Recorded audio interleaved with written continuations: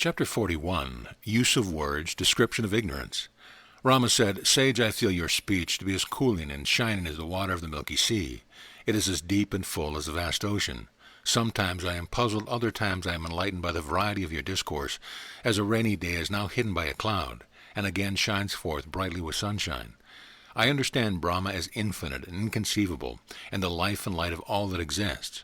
I know that life never sets, but tell me, how do people attribute many qualities that are foreign to his nature? Vasistha replied, The wording and meaning of my lectures to you are all used in their right and ordinary sense. They are neither insignificant nor meaningless, equivocal or ambiguous, or contradictory or one another. You will understand the proper significance of my phraseology when the eyesight of your understanding becomes clear, and when the light of reason rises in your mind. Do not make the mistake of relying upon your ordinary understanding to interpret the meaning of my words or the phraseology I have used to explain the subject of my lectures and the intention of the Scriptures. When you come to know the clear truth of Brahman, you will know more regarding the distinction of significant words. Distinctive verbal signs are invented to communicate our thoughts, to convey our instruction to others, and for our knowledge of the intention of the Scriptures. Words and their meanings and phrases and their constructions are used for the instruction of others. They are applied for the use of the ignorant. They never apply to those who are acquainted with the truth. There is no attribute or imputation that bears any relationship with the free and unsullied soul. It is the dispassionate spirit of the Supreme Brahman, and the same as the soul of the existent world. This subject will again be fully discussed and expanded upon with various arguments when we arrive at the conclusion of the subject in the Book of Nirvana. I have said this much about words and terminology because it is impossible to penetrate the deep darkness of ignorance without the means of much talk. As conscious ignorance offers herself a willing sacrifice on the shrine of knowledge, she bids her adversary, the destroyer of error, to take possession of her seat in the bosom of man. One weapon is foiled by another, one dart is removed by the other, one poison is destroyed by another, and one foe is driven out by another enemy.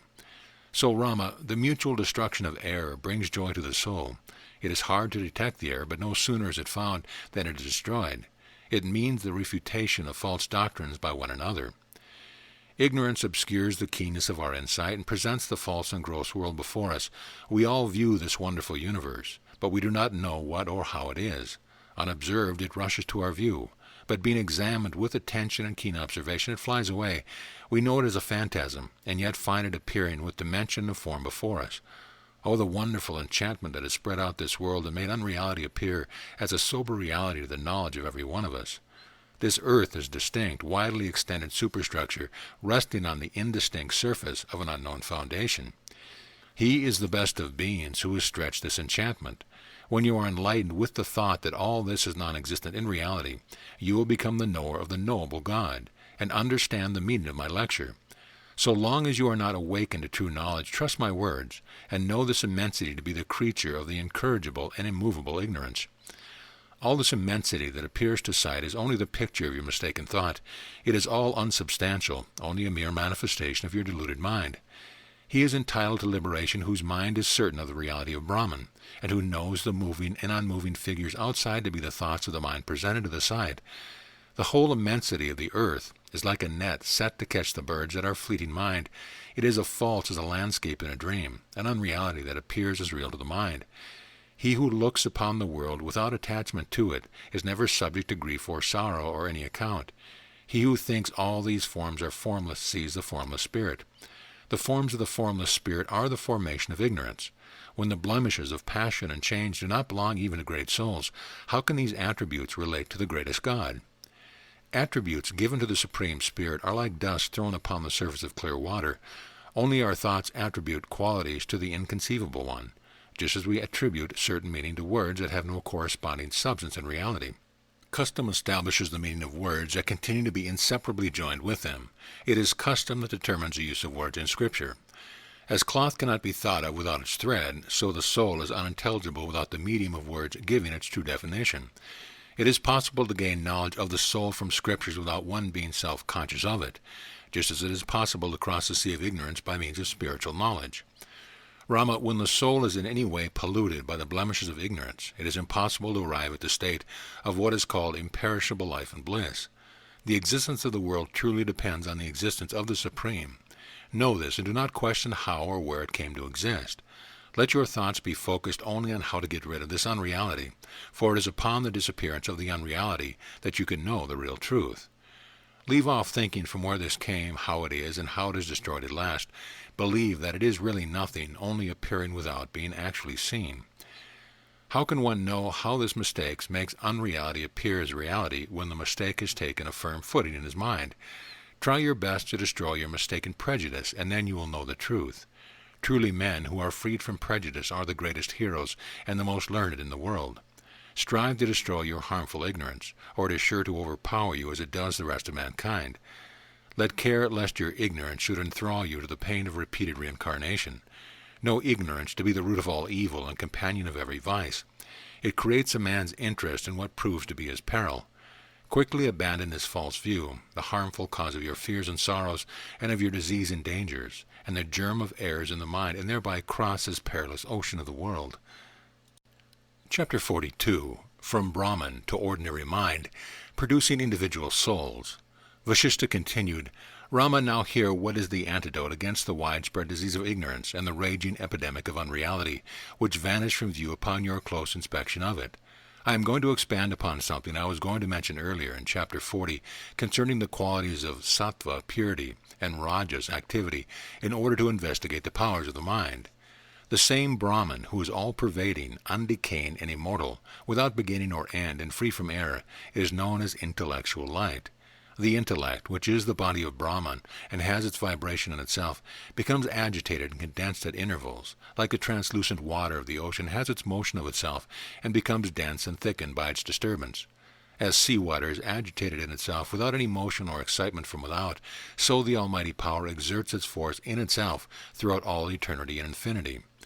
As the air stirs in its own bosom of emptiness forever, so the power of the Divine Spirit exerts itself spontaneously and freely in its own sphere of the Spirit.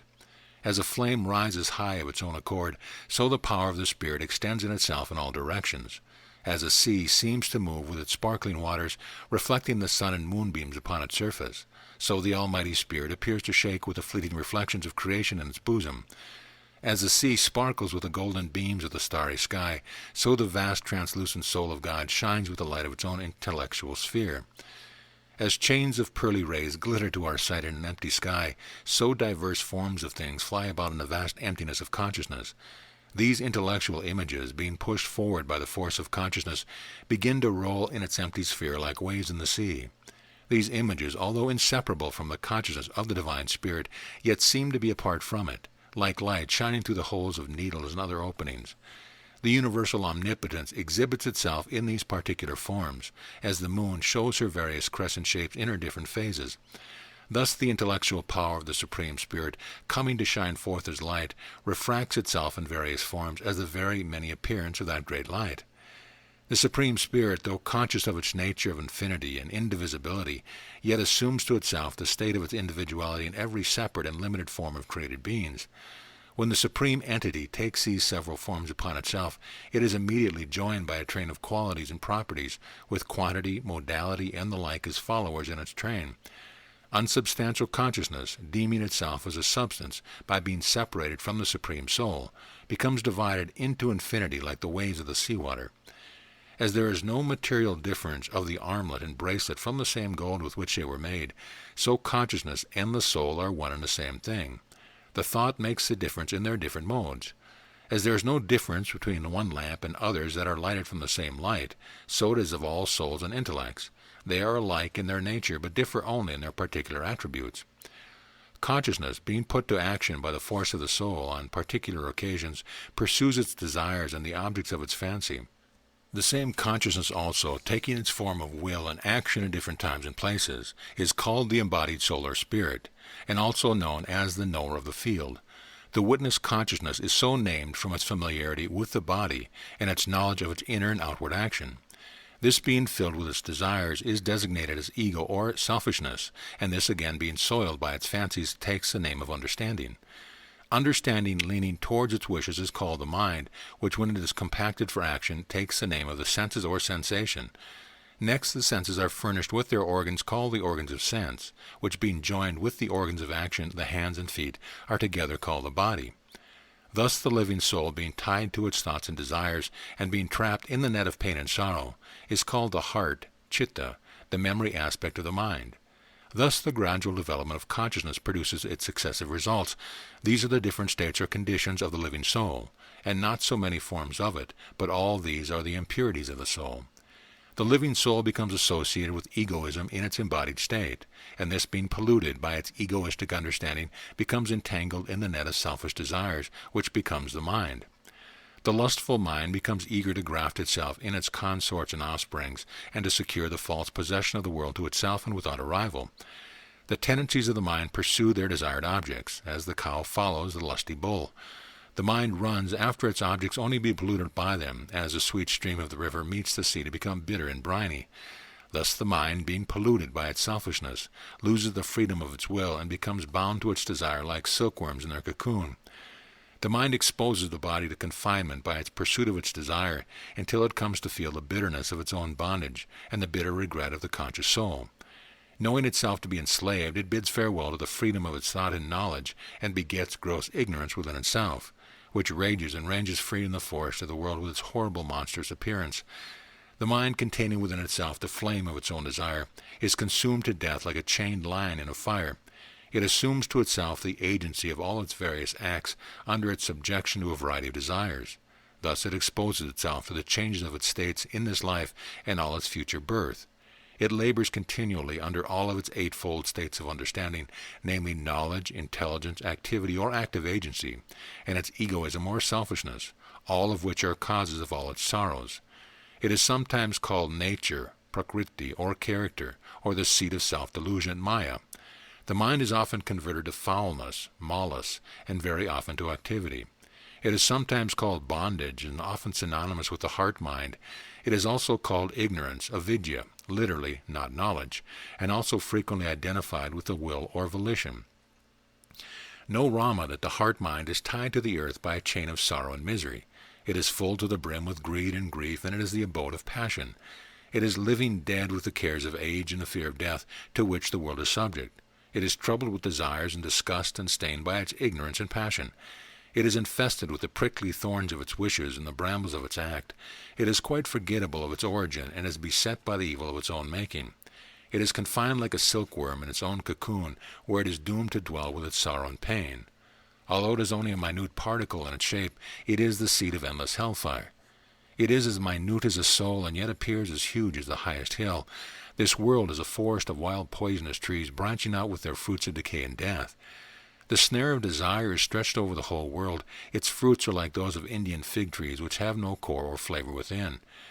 The mind, being burnt by the flame of its sorrow and bitten by the serpent of its anger, and being drowned in the boisterous sea of its desire, has entirely forgotten its great father, Brahma. It is like a lost male deer straying out of its herd, and like one deprived of reason by his sorrow, or more like a moth burned by the flame of worldly affairs. It is torn away like a limb from its place in the spirit and thrown into an unsuitable spot. It is withering away like a lotus plant plucked from its root. Being cast amidst the bustle of business among men who are inimical or like dumb pictures to them, every man is groveling in this earth amidst dangers and difficulty. Man is exposed to the difficulty of this dark and dismal world like a bird that has fallen into the water of the sea. He is entangled in the snare of the world like one snatched to a fairyland in the sky. The mind is carried away by the current of business like a man borne by the waves of the sea. Lift it, O brave Rama, from this pit, as they do an elephant sinking into the mud. Lift up your mind by force, O Rama, like a bullock from the delusive puddle of the world, where it is shorn of its brightness and is weakened in its frame. Rama, the man whose mind is troubled in this world by succession of joy and grief, or by the vicissitudes of weakness from old age, disease, and death, is no human being. He resembles a monstrous Rakshasa demon, although he may have the figure of a man on him. Chapter 43. Varieties of Living Souls.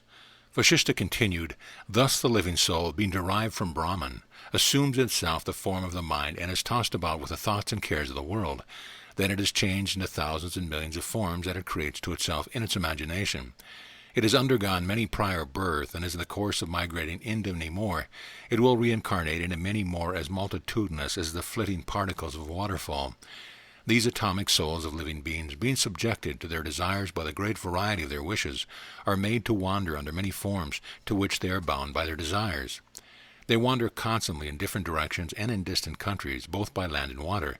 They live or die in those places like bubbles blown out only to float and burst, and then to sink in the water below. Some are produced for the first time in a new kalpa age, and others are born 100 times in it. Some have had only 2 or 3 births, while the birth of others are beyond number.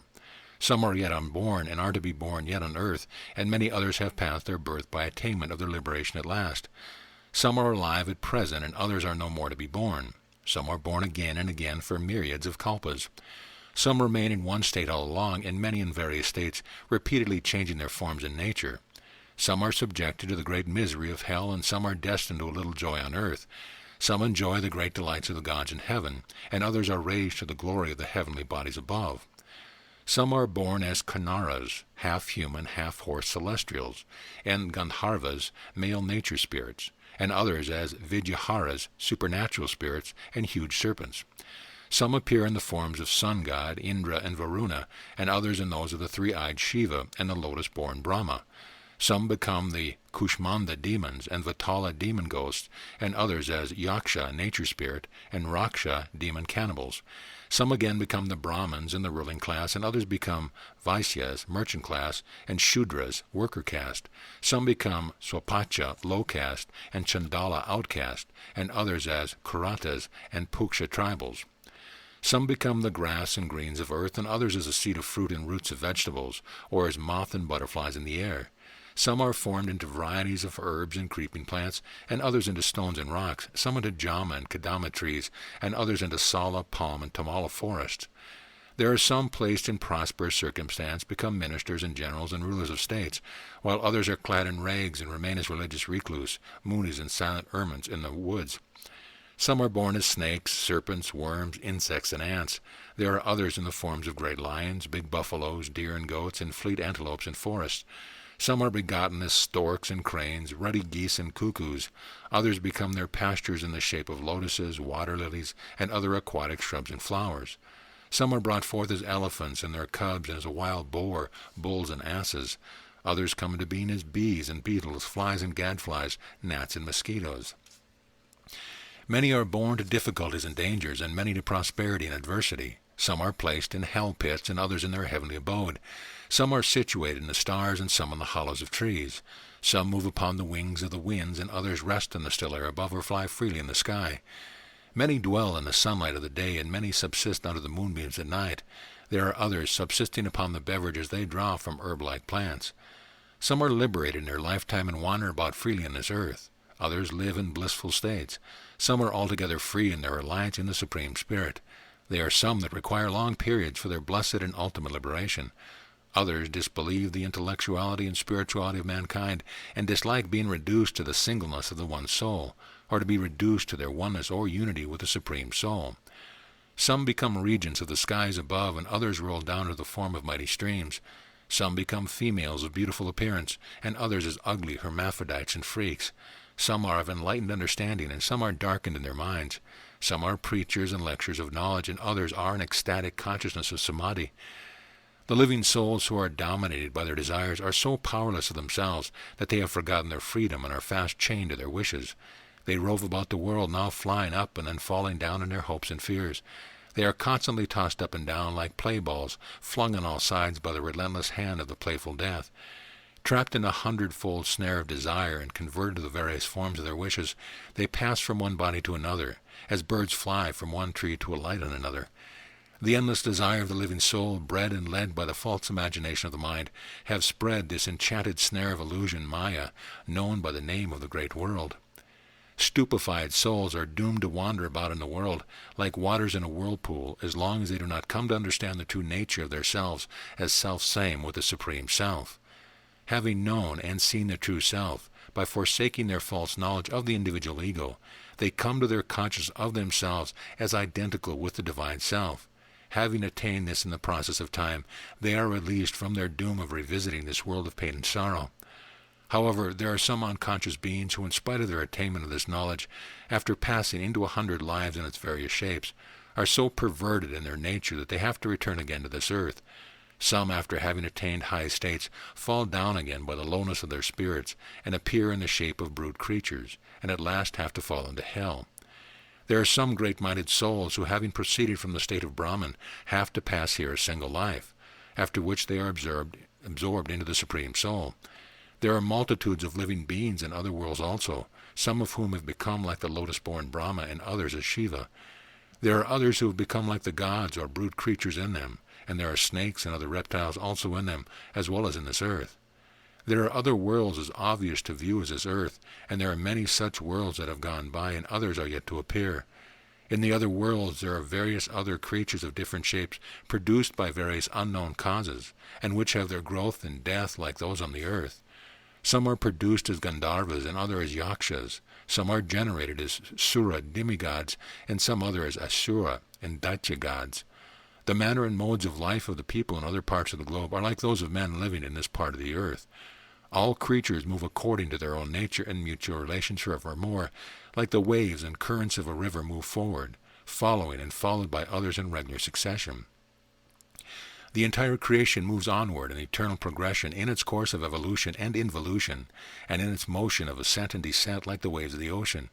In this manner, multitudes of living beings with consciousness of their self-existence proceed from the Supreme Spirit, rising from and at last falling into it. All created beings are detached from their source, like light from the lamp and solar rays from the sun. They are like sparks of red-hot iron and the flashing sparks of fire. They are like the minute moments of time and the flying odors of flowers, or the cold icicles and particles of rainwater carried by breeze and cooling the air all around.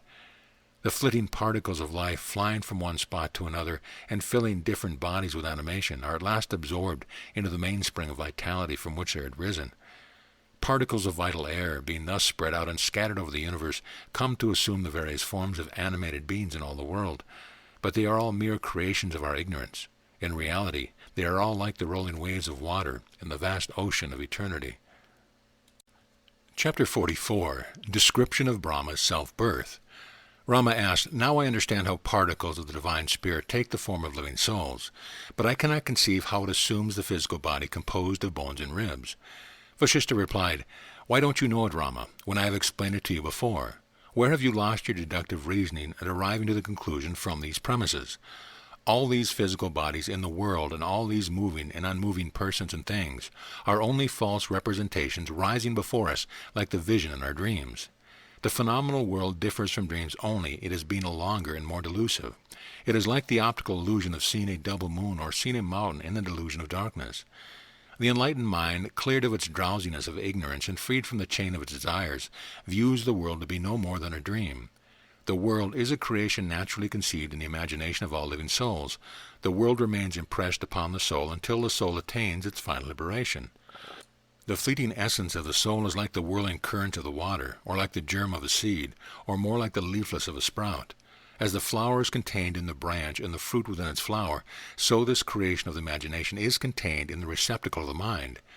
As the ever-changing form of the chameleon exhibits only a particular color at a time, so the ever-varying mind shows only the form that is prominent in its thought for the time being. The same thought assumes a visible form, like clay taking the form of a pot. Good thoughts and actions of a prior state of life serve to give the soul a good form in its next birth on earth.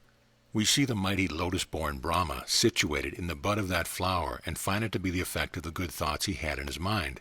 This unlimited creation is the false fabrication of imagination from which the living soul, in conjunction with the mind, obtains the state of Virichi, Brahma, the creator.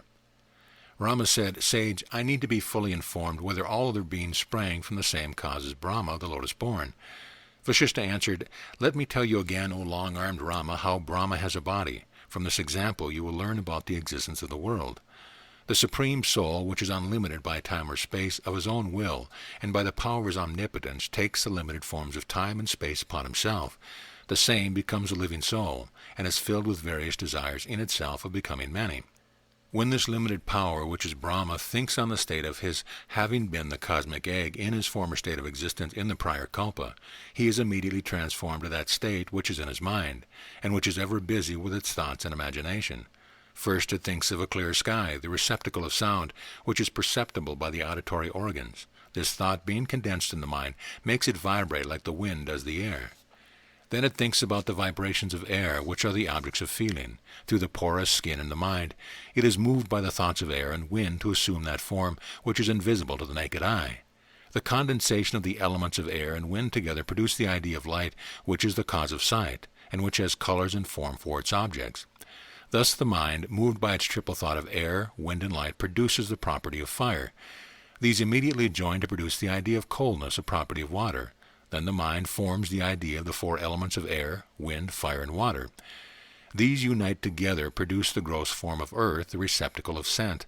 Then the mind, filled with its thought of these minute elementary particles, forsook its fine form of the spirit for its growth body of the five elements, the fifth being ether, or akasha.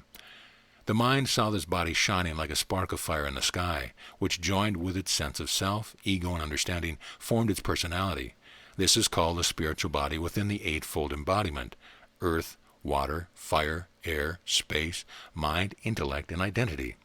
The spiritual body is situated like a bee in the middle of the lotus-like heart, and it gives growth to the outer body by its inner working.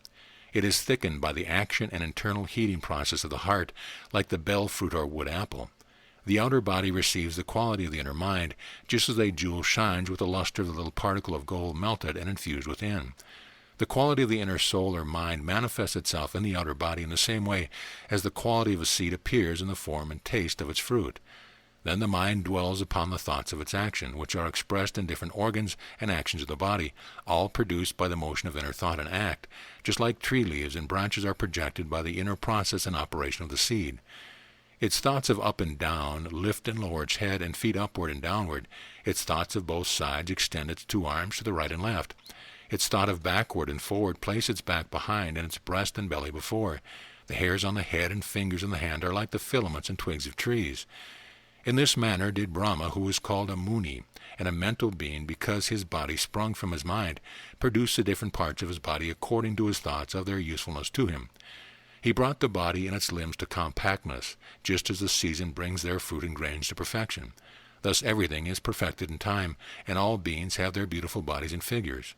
He, Lord Brahma, was the progenitor of all beings, filled with the quality of strength and understanding, activity, dignity, and knowledge. Being begotten by the empty Brahman, he resides in the lap of emptiness. He is of the form of melted gold, like every other luminous body in the heavens.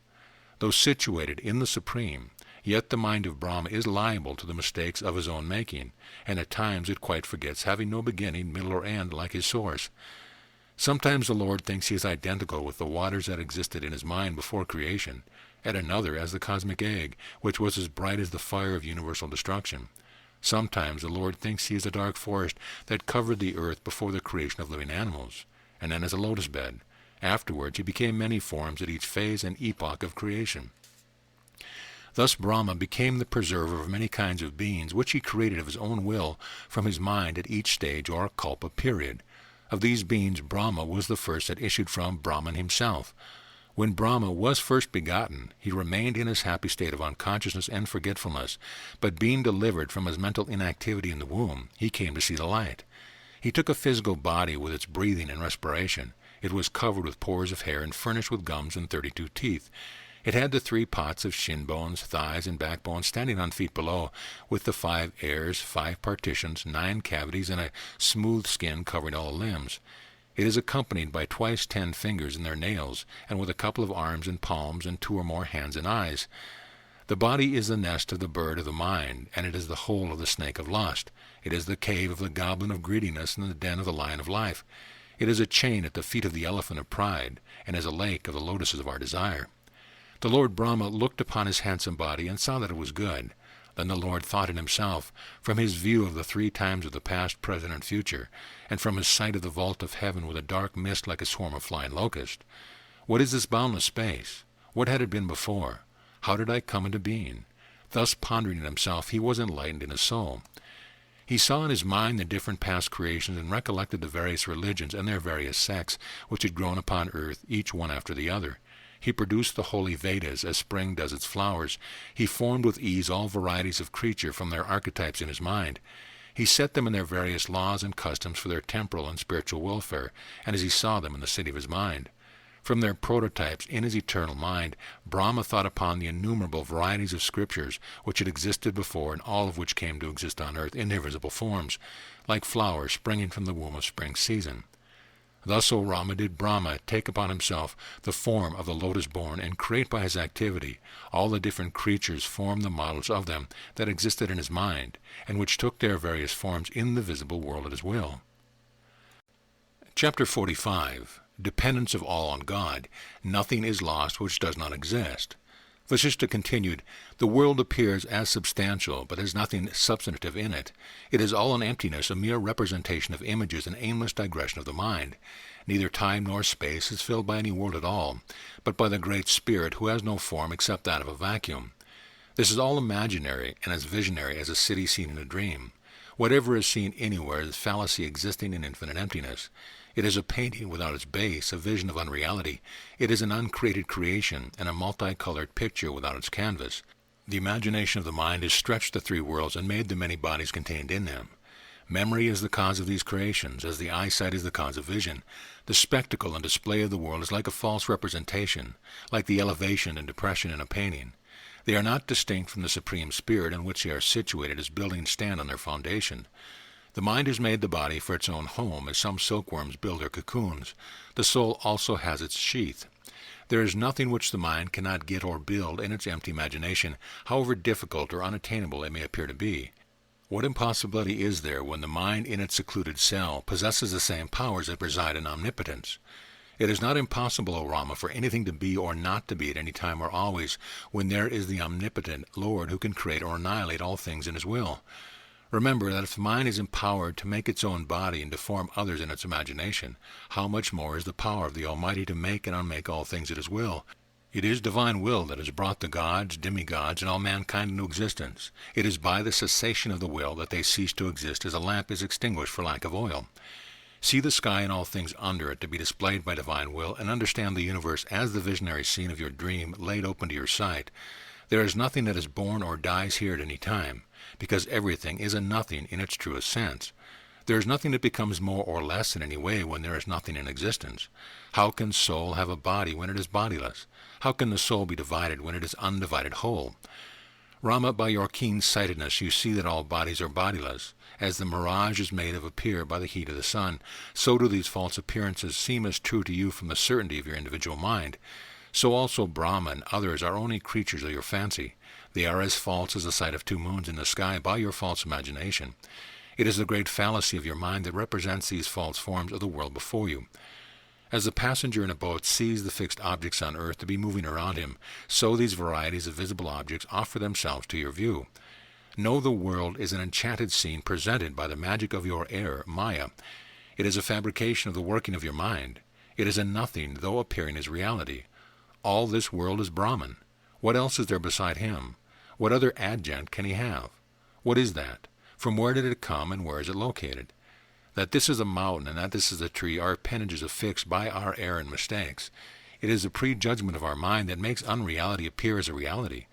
The world is the creation of error and the idol of fools. Shun your fond desire and thoughts of it, Rama, and think of your unworldly soul. The world is as false as the visionary scene of a prolonged dream, or a building in the sky of the fancy of the mind. Shun this grand display of the world, which is so substantial to sight and so insubstantial when felt. It is the den of the serpents of desire foaming with the poison of their passion. Knowing the world is unreal, try to regard it as nothing, because the wise will never go after mirage, knowing it is such. The foolish man who runs after some imaginary object of his heart's desire is surely exposed to trouble and disappointment for his folly. Whoever desires to have anything in the world after knowing it as an unreality surely perishes with his soul for his forsaking the reality. Only an error of the mind makes it a mistake for a rope a snake. It is the variety of the thoughts and pursuits of men that makes them roll about in this world.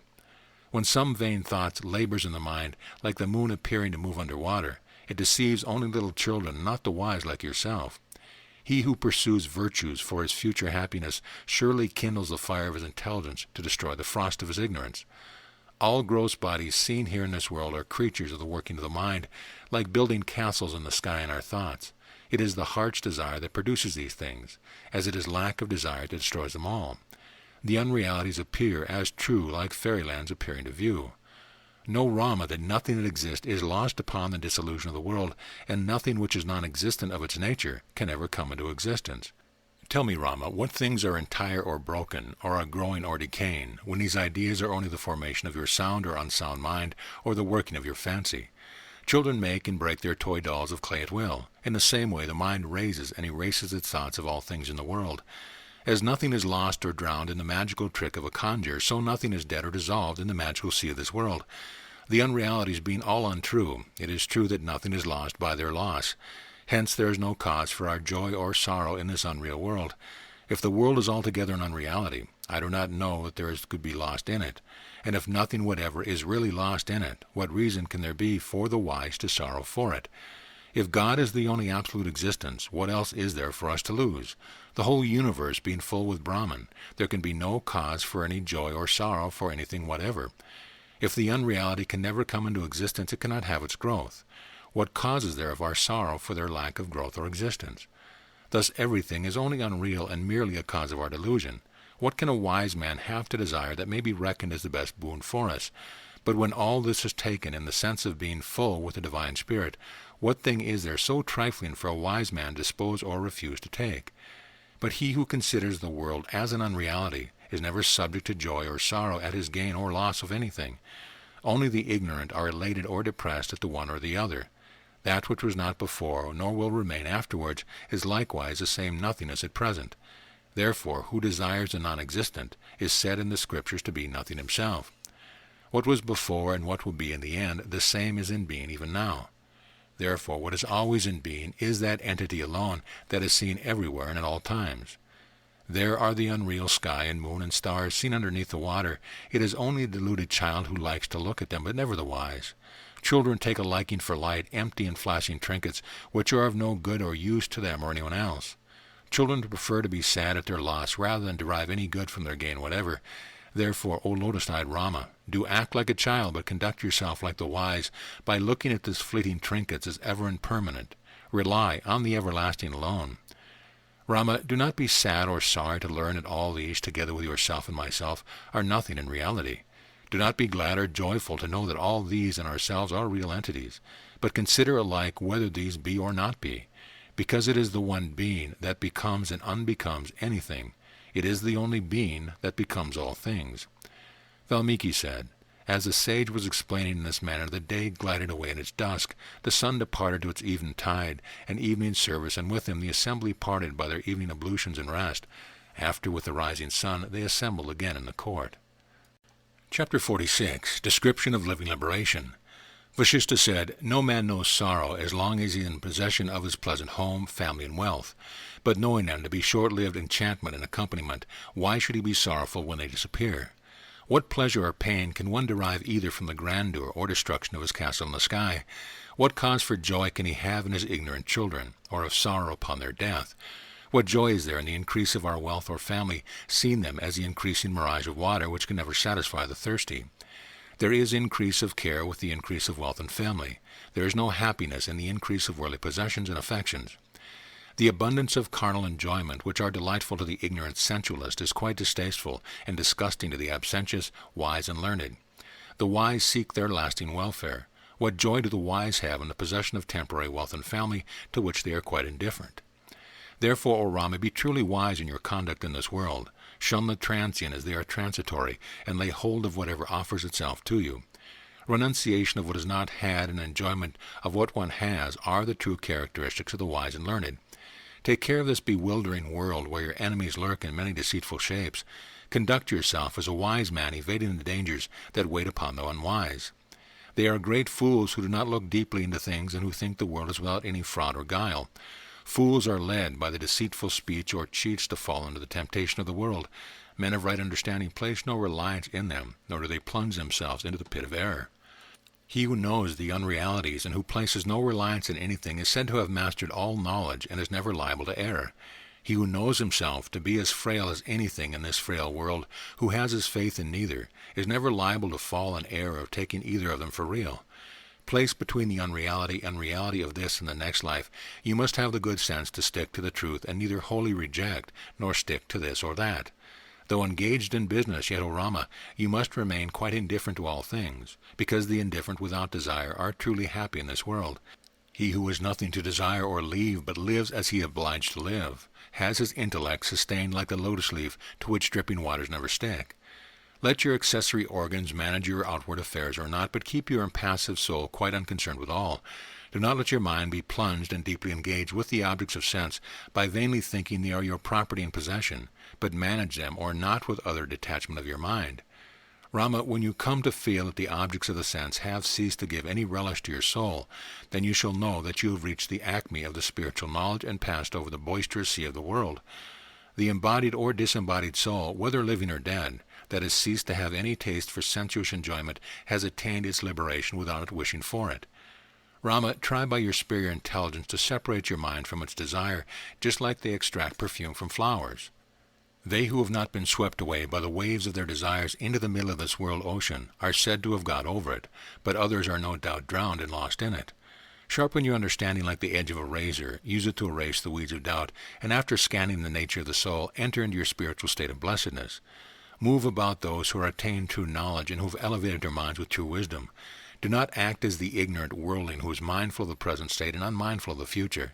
In conducting yourself in this world, you should imitate those who are liberated in their lifetime, who are great in their souls and understanding, and who are ever satisfied with themselves. Do not follow the examples of the greedy and the wicked. Those who have knowledge of both worlds neither slight nor adhere to the custom of their country, but follow them like other people during their lifetime. Great men, knowing the truth, are never proud of their power or good qualities, nor of their honor or prosperity like vulgar people. Great men are not depressed by adversity or elated by prosperity, but remain fixed like the sun in the sky without anything to support it. Great minds, like warriors, ride in the chariots of their bodies, clad in the armor of their knowledge. They have no desire of their own, but conduct themselves according to the course of time. You too, Rama, have gained your extensive learning in philosophy. It is by virtue of your prudence that you can manage yourself with ease. Suppress the sight of what can be seen and avoid your pride and enmity. Then roam wherever you will, and you will meet with success. Be sedate in all circumstance, unattached to the present, and wishing to know all other things in the future. Have the calm composure of your mind, and go where you will. Valmiki said, being advised in this manner by the pure doctrines of the sage, Rama's face brightened. Full within himself, with the ambrosia of his knowledge, he shone forth like the ambrosial moon with her cooling beams. Chapter 47. Description of innumerable different worlds, their gods, and time. Rama said, O venerable sage, who is acquainted with all religious doctrine and versed in all branches of the Vedas, I am set at perfect ease by your holy preaching. I never tire of hearing your speech, which is equally abundant, clear, and elegant. Sage, you have spoken of the birth of Brahma during your lecture of the production of sattva and raja qualities. I want you to tell me more about that subject. Vasistha answered, there have been many millions of Brahmas and many hundreds of Shivas and Indras together with thousands of Narayanas that have gone by. There have also been many various kinds of being in many other worlds, having manners and customs widely different from one another. There also will be many other productions in the world, simultaneous with others, and many to born at times remotely distant from one another. Among these, the birth of Brahma and the other gods in different worlds are as wonderful as the production of many things in a magic show. Some creations were made with Brahma as the firstborn, others with Vishnu, and some with Shiva as the next created beings. There were some other minor productions having the Munis for the patriarchs. One Brahma was lotus-born, another was produced from the water, a third was born of an egg, and the fourth was produced in the air. In one egg the sun was born with all his eyes, and in another Indra, as Vasistha, lord of the Vasus, his attendant gods. In some one was born the lotus-eyed Vishnu, and another he was with his 3 eyes of Shiva. In one age a solid earth was born, having no holes for the growth of vegetables. In another was overgrown with vegetation. In some it was filled with mountains and finally covered by living creatures. The earth was full of gold in some places, and it was hard ground at others. It was mere mud in many places, and covered with copper and other metals in some. There are some wonderful worlds in the universe, and others more wonderful still than they. Some are luminous and bright, and others whose light have never reached us. There are innumerable worlds scattered in the vacuum of Brahma's existence, and they are all rolling up and down like waves in the ocean. The splendor of worlds are seen in the Supreme like waves in the sea, and as a mirage in the sandy desert. They abide in him as flowers of a mango tree. It may be possible to count the particles of the solar rays, but not the number of worlds abounding in the Supreme Spirit. These multitudes of worlds rise and fall in the universal spirit like gnats flying and following others in swarms during the rainy season. It is not known how long they have been in existence, what numbers have gone by, or how many remain at the present time. They have been rolling without beginning like the waves of the sea. Those that are past and gone have their previous ones, and they their prior ones also. They rise over and over to sink lower and lower again, just like the waves of the sea rise aloft and fall low by turns. There are many series of mundane worlds like the egg of Brahma, which pass away in the thousands, like the hours and course of a year. There are many such bodies beside the world system of Brahma, revolving at present in the spacious mind of Brahma. Many more physical worlds will grow in the infinity of the divine mind, and they will also vanish away in course of time, like the fleeting sounds in the air. Other worlds will come into existence in the course of other creations, just as pots come to be formed of clay, and leaves grow from germs in endless succession. The glory of the three worlds appears to sight and consciousness, just like it exists in the divine mind. The rising and falling of the worlds are neither true nor wholly false. They are like the bragging of fools in the orchids of the air. All things are like sea waves, which vanish no sooner than they appear to view.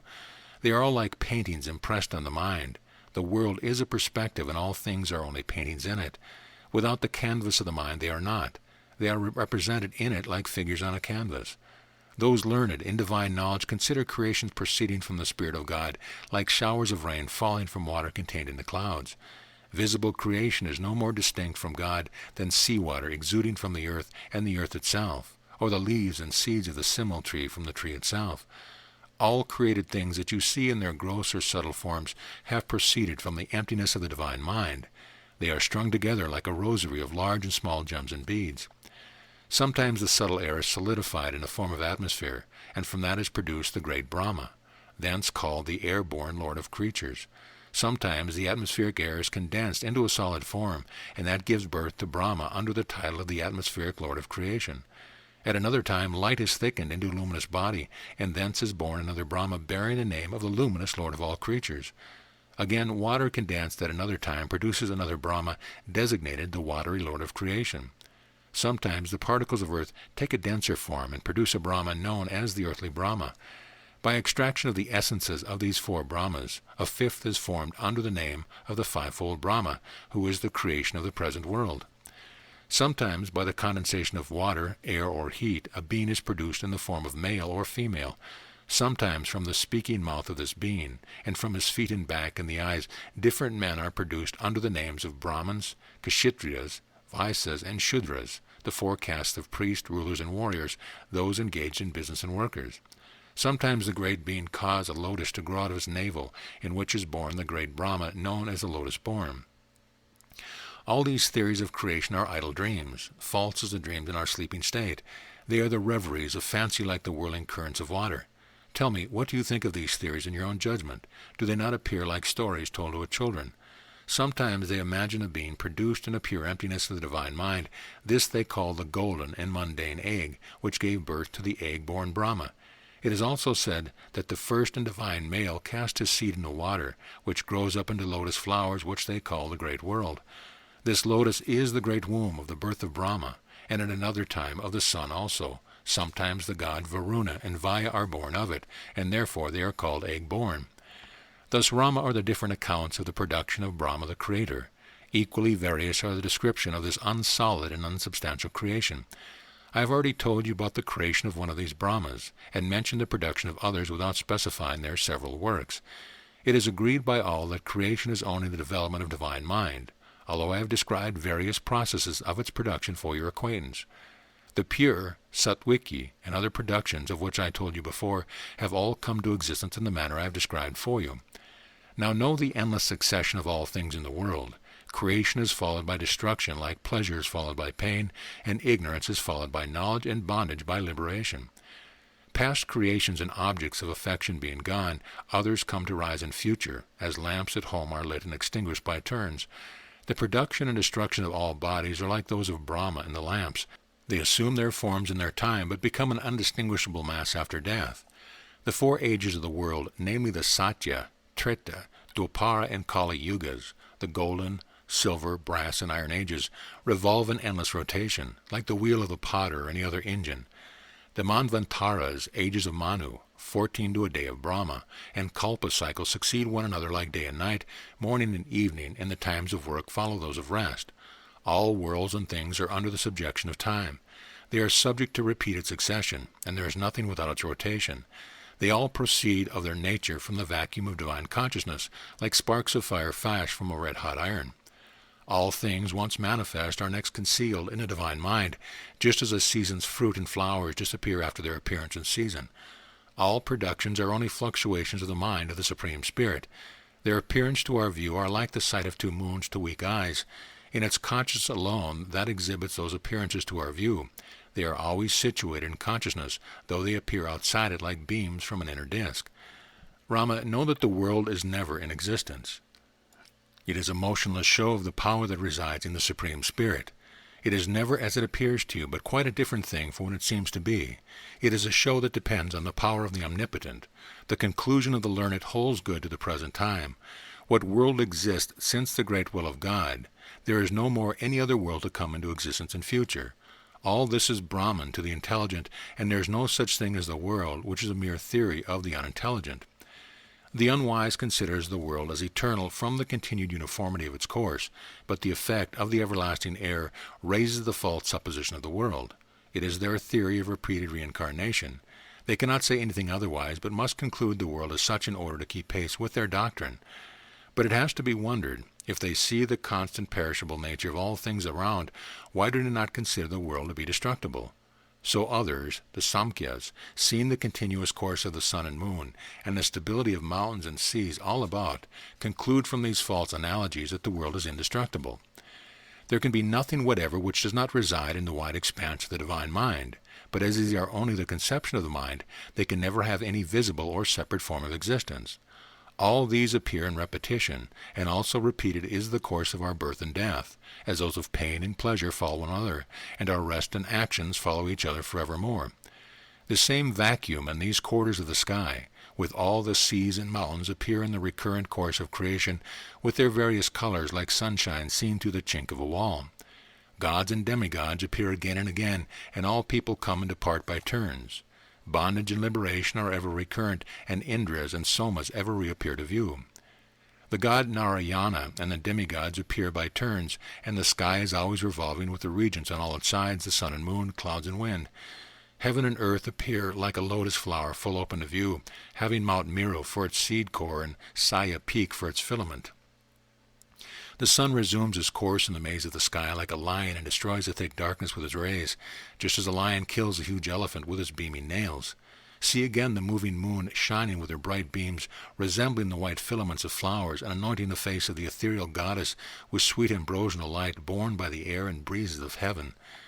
Again the holy tree of heaven sheds its heap of flowers on the deserts of meritorious men as rewards of their virtuous act. Behold again the flight of time, riding like an eagle on its two wings of acts and actions, and passing with the noise of pat-pat over the vast maze of creation. See another Indra appearing, after the bygone lords of God have passed away, and taking a seat on a lotus-like throne of heaven like a contemptible bee. Again the wicked age of Kali appears to soil the holy Satya Yuga, like the black body of Narayana fills the clear waters of the deep, or like a blast of wind sweeps the dust of the earth on its transparent surface. Time forms the plate of the earth like a potter, turning his wheel constantly to bring on the revolution of his creation in successive kalpas. Veteran Time, skilled in the work of renovation, withers away the freshness of creation, just like the autumn wind blasts the foliage of a forest in order to produce them again. The dozen zodiacal signs, rising at once and burning creation, leaves dead bodies all around like white bones scattered in the country. Again Pushkara and Avakara clouds pour down their rainwater, deluging the tops of the boundary mountains and filling the face of the earth with foaming bubbles swimming on the surface of one sheet of water.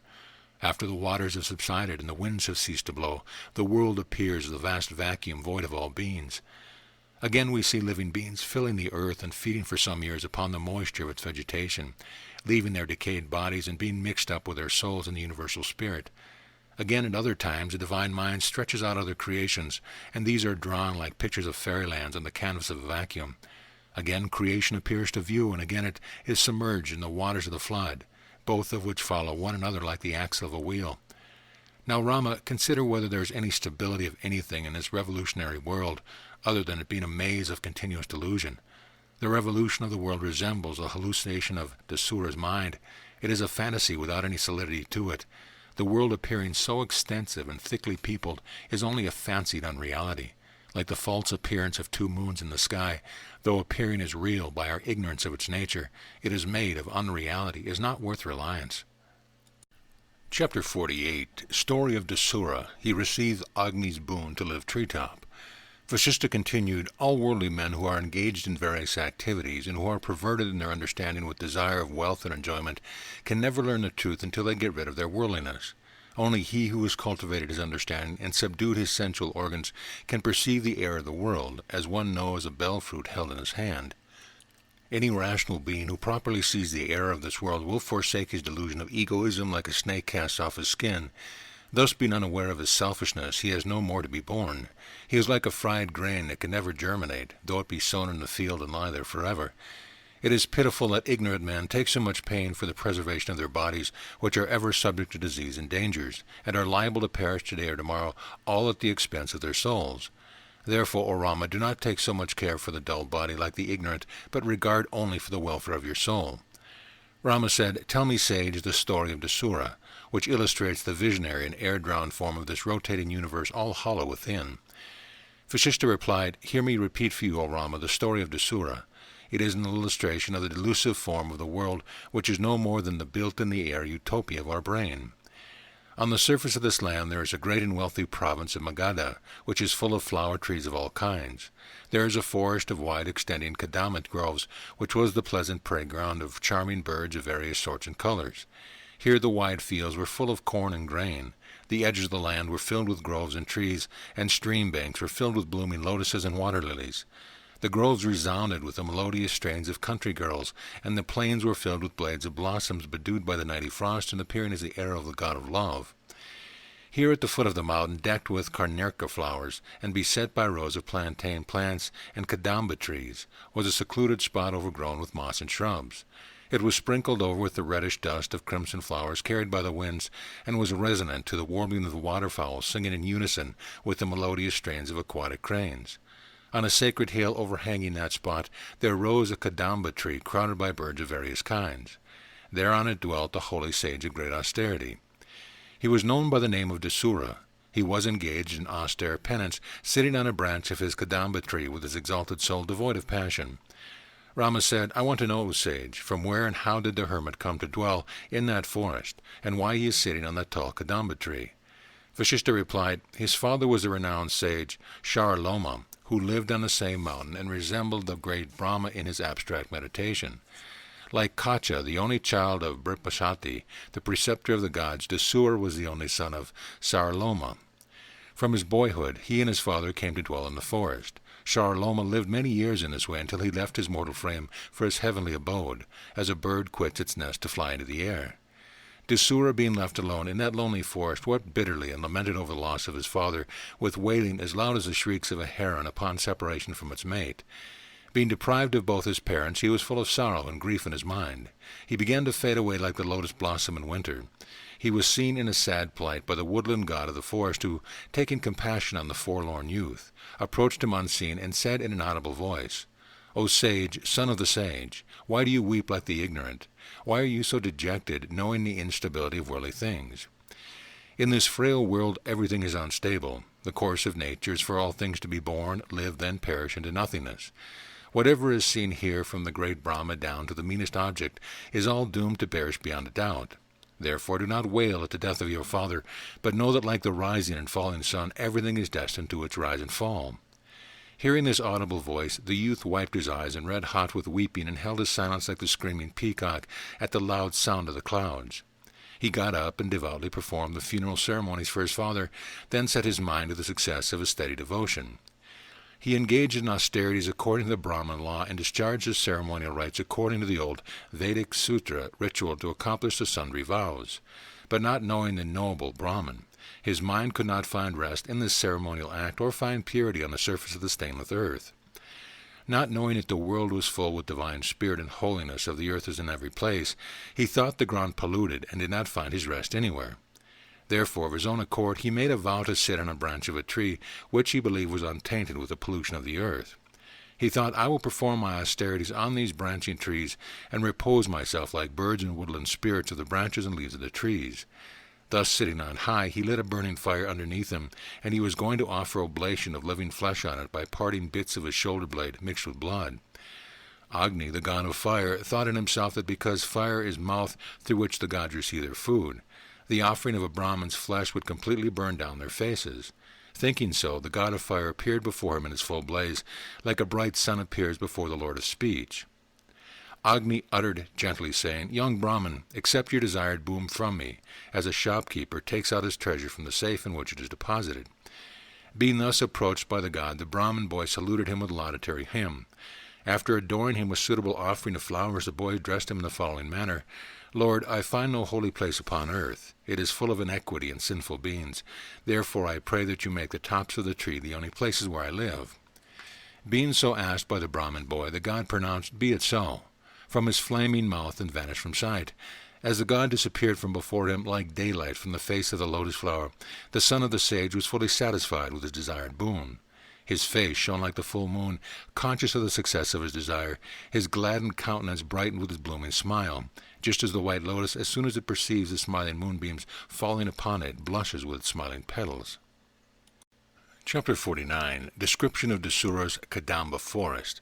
Vasistha continued, Thus Dasura remained in the forest that reached to the region of the clouds and formed a stage for the halting of the tired horses of the meridian sun at midday. Its far-stretching boughs spread a canopy on all sides under the roof of heaven, and it looked to all skies all around with its full-blown, blossoming eyes. Gentle wind shed fragrant dust from the tuft of its hanging hairs, which studded with swarms of fluttering bees, and its leaves waving like palms on its hands, brushed over the face of its fairy sky. The banks with their long shrubbery and crimson filaments of their milk-white blossoms smiled like the fair faces of beauties with their teeth colored reddish from betel leaves. Creeping plants danced with delight and shed dust from the pistils of their flower, clustered in branches and beaming with the luster of the bright full moon. The earth with its thickening thickets, warbling chokoras among them, appeared like the milky path of heaven studded with stars, singing heavenly tunes. Groups of peacocks sitting on the top of branching trees appeared with multicolored trains, like rainbows among the green foliage, seeming as bluish clouds in the blue sky. White fan-tailed deer, half of their bodies hidden under the cover of the woods, and their foreparts appearing outside, looked like so many moons with their dark and bright sides in the sky. The warbling of chitakas, joined with the thrill of cuckoos and the whistling of chokoras, filled the groves with a continuous harmony. Flocks of white herons sitting on their nestling boughs seemed like bodies of Sidhu masters, aerial beings sitting quietly in their refuge place in heaven. Waving vines with ruddy leaflets shaking with the breeze, their blooming blossoms beset by bees, resembled the Apsara nymphs of heaven flapping their rosy palms and looking at the skies. Clusters of Kamuda blue lotuses moving on the sky-blue waters with their yellow filaments, shedding their golden dust around, appeared like rainbows and lightning darting their radiance in the blue sky. The forest's thousands of uplifted branches seemed like the god Vishwarupa, lifting his 1,000 arms on high, dancing with the breeze, the sun and moon hanging like earrings on each side. Elephant herds lying under the branches and clusters of stars shining above gave the woodlands an appearance of the sky, with its dark clouds moving below the blazing stars above. The forest was like the warehouse of all sorts of fruits and flowers, just as the god Brahma is the reservoir of all sorts of production. The ground glistened with false small flowers and powdery dust of the flowers, just as the sky glitters with the luster of solar and stellar light. Flights of birds flying on tree branches, fluttering about their nests, and flocks of fowls feeding on the ground made the forest appear like a city with its people above, below, and all about it. Its bowers resembled the inner apartments of houses, with blossoms waving like flags over them, and strewn over with the white powdery dust of flowers, as they decorate floors with flowers and powders, and flowers hanging over them like over-house windows. There was the joint harmony of humming bees and buzzing beetles, twittering of chokoras and parrots, and cooing of kokelas in the thick canopy of the woods, and issuing out of their holes like the music of songstresses coming out in unison from the hollow of windows. Birds of various kinds hovered above the covering of woodland goddesses, as were they only guests their lonely retreat. Bees were continually hummed over the powdery pistils of flowers, the sound of waterfalls constantly diffused from nearby high hills. Here gentle, soft, warm breezes continually played with wavering flowers, and white clouds covered lofty trees, as they do the tops of the mountains. The sturdy woods that resembled high hills were rubbed by the scabby cheeks of elephants and stood unmoved, though they were constantly dashed by their huge legs and feet. Birds of multicolored feathers that dwelt in the hollows of the tree were like the various races of being dwelling in the person of Vishnu. With the movements of their painted leaves resembling the fingers of their palms, trees seemed to keep time with the dancing vines and point out the modes of their vibration. They danced in delight with their branching arms and clasping armlets of vines to think of the nourishment that every part of their body affords to all kind of living being. Thinking they are the support of thousands of creeping plants which intertwine round them as their consort, the trees sang their joyous chime with a buzzing of bees about them. Kind aerial masters who dropped flowers from the trees were hailed by the bees and cuckoos with their joyous notes and tunes. The blooming blossoms of the kadamba tree were made it seem to be laughing in derision at the 5 woody trees on the forest edge which were not bearing their flowers. With its uplifted head reaching to the sky and flights of birds flying over it like hairs on its head, the kadamba tree seemed to defy the Parajita tree of Indra's heaven.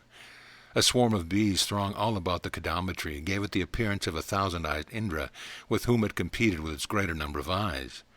The tree had a tuft of flowers on some part of its head, appearing like the hood of a snake decorated with gems, as if the infernal serpent had mounted its top with its crowned head in order to survey the wonders of heaven.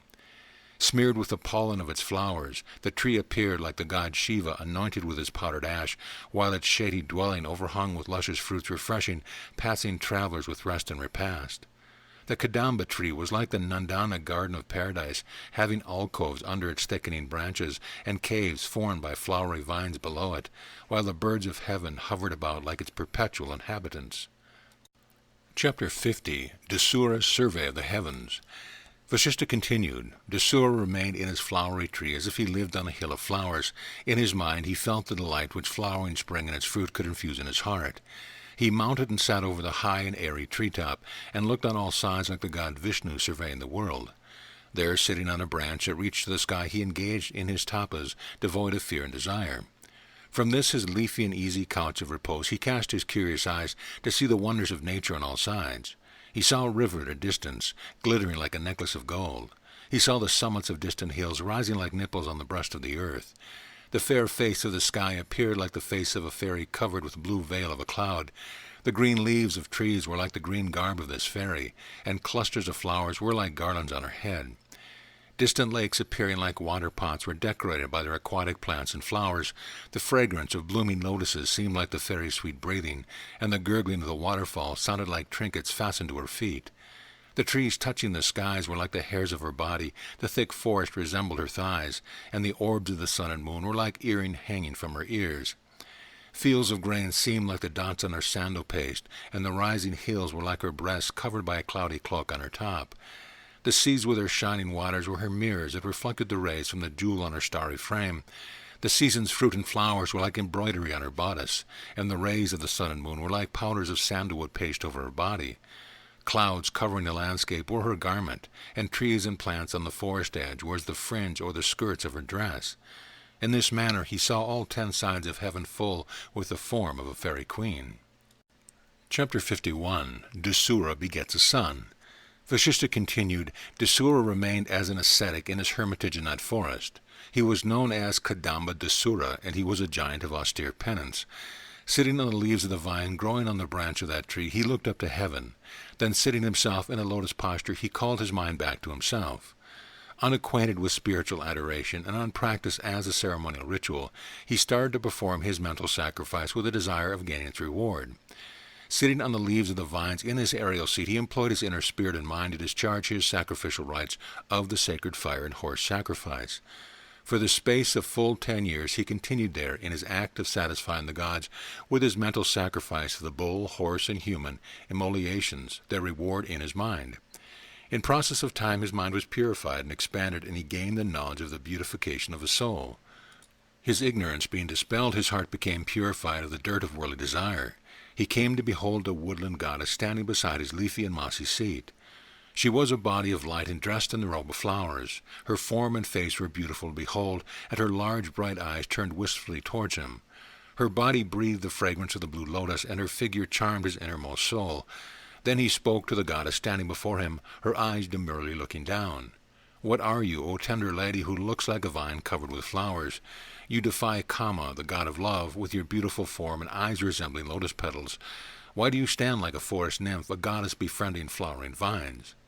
Thus approached the dame with deer-like eyes and protruding bosom replied to him. She said to the hermit with a sweet and charming voice, May you prosper in obtaining the object of your wishes. Anything which is desirable and difficult to attain in this world is surely obtainable when sought after with proper effort by the great. I am, O Brahman, a woodland goddess of this forest, which is so full of creeping plants and decorated by beautiful kadamba trees. I strayed here to see the festive joy of the woodland goddesses, which also takes place in the forest on this 13th day of the lunar month of Chaitra. Here I saw my companions enjoying their festivities of love, and felt myself sorry among them to think of my childlessness. Finding you accomplished in all qualifications, I have come here with my intent of begetting a son by you. Please, sage, do procreate a son in me, or else I will burn my body to get rid of my sorrow of childlessness. Hearing the woodland lady speaking in this manner, the hermit smiled at her, gave her a flower with his own hand, and spoke kindly to her. Leave, O lady, commit yourself to the worship of Shiva for the whole month, and then like a tender vine you shall give birth to a boy as beautiful as a bud by the time of the year. But that son, who you desired of me at the sacrifice of your life, will give himself over to austerities like mine, and will become a seer like myself. So saying, the sage dismissed the supplicant lady, now gladdened in her face, and she promised to perform the necessary for her blessing's sake. Then the lotus-eyed lady left and went to her home. The hermit passed his month, season, and years in his holy meditation. After a long time, the lotus-eyed lady returned to the sage with her boy, now grown up to the 12th year of his age. She made her obeisance and sat before him with her boy of the moon-bright face. She uttered her words sweet as the murmur of a humble bee to a stately amrit tree. This sage is the would-be son, Bhaiva, of both of us, whom I have trained in all the branches of learning. He is only untaught in the best knowledge, that which releases the soul from its return to this world of troubles. My lord, please instruct him in that knowledge, for who is there that should like to keep his own son in ignorance? Being so asked by her, Dasura spoke to the tender mother, and asked her to leave the child and leave. She being gone, the boy remained submissive to his father, and dwelt by his side as a student, like Aruna waiting upon the sun. Accustomed in austerity, the boy continued to receive his best knowledge from his father's various lectures. He passed a long time with his father in that place at the sage's son. The boy was taught with various narratives and tales, with many examples and visible illustrations, and also with historical accounts and the evidence of the Vedas and the Vedanta. The boy remained attendant of his father's lessons without feeling any anxiety. He formed his right notions of things by means of their instruction. Thus the magnanimous father instilled true knowledge into the mind of his son through the fourfold process of right reasoning and correct diction, rather than the elegance of expression, as the cloud by its hoarse sounds indicates approaching rain to the peacock.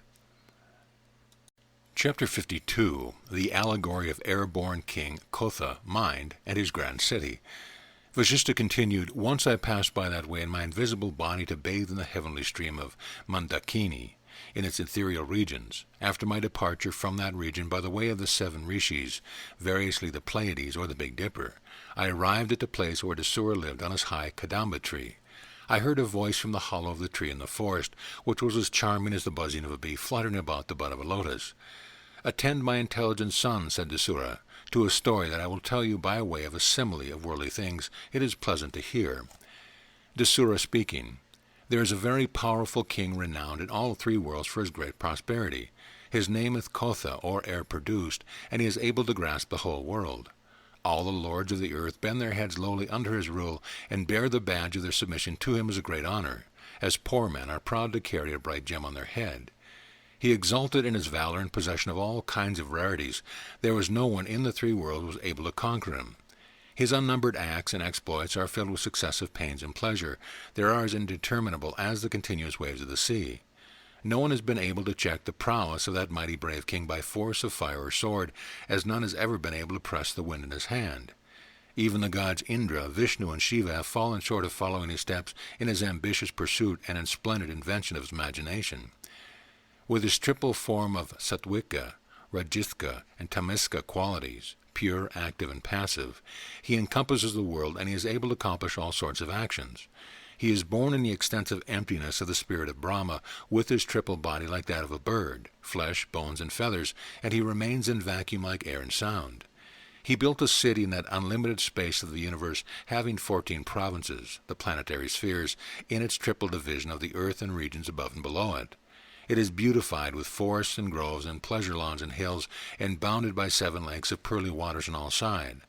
It is lit by 2 lamps of hot and cooling light, the sun and moon, which revolve above and below the city, and their daily and nightly courses are those of righteous and nefarious people.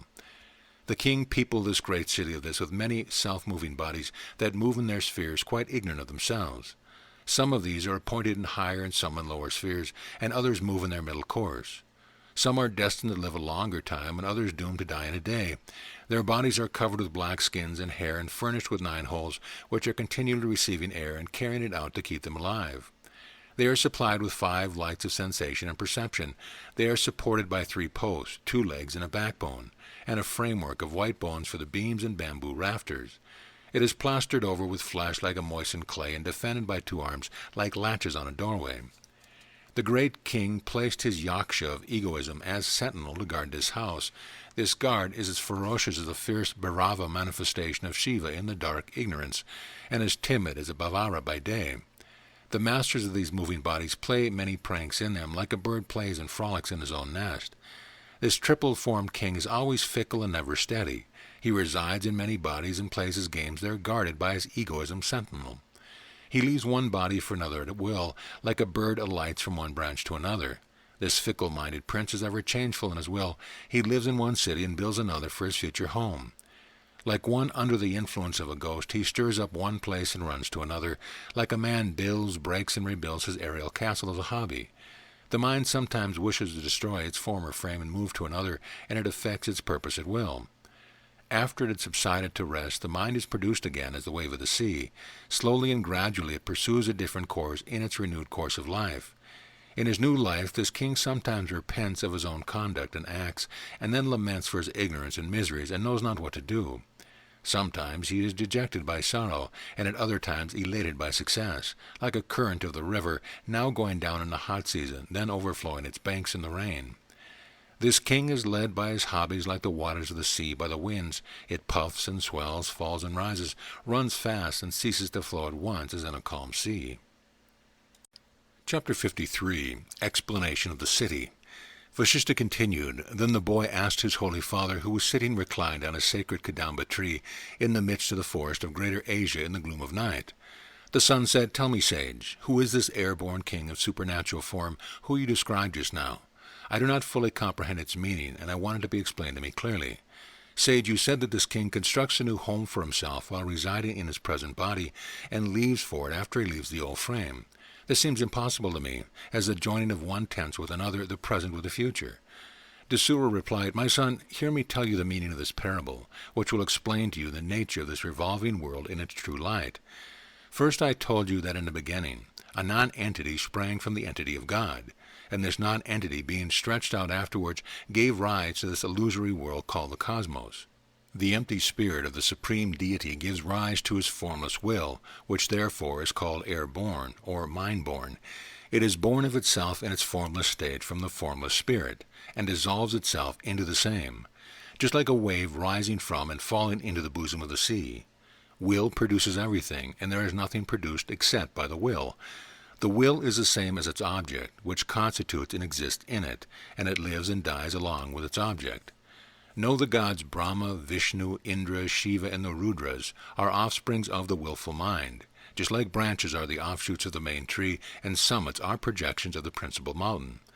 This mind, in its form of Virinchi, the first manifestation as Brahma, builds the city of the 3 worlds in the vacuum of Brahman, by reason of it being endowed with intelligence from omniscience.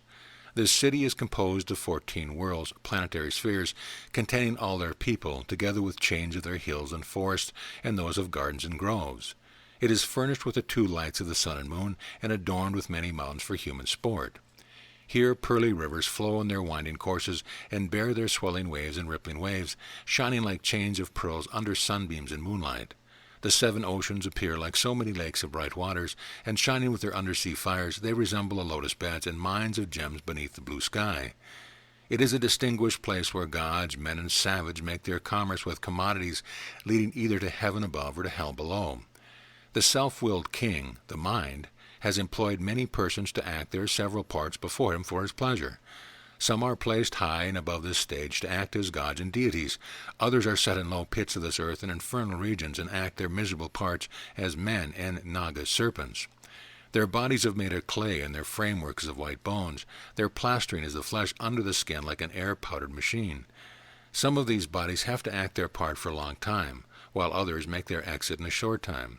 Some are covered with caps of blue hair, and others with white and gray in their heads.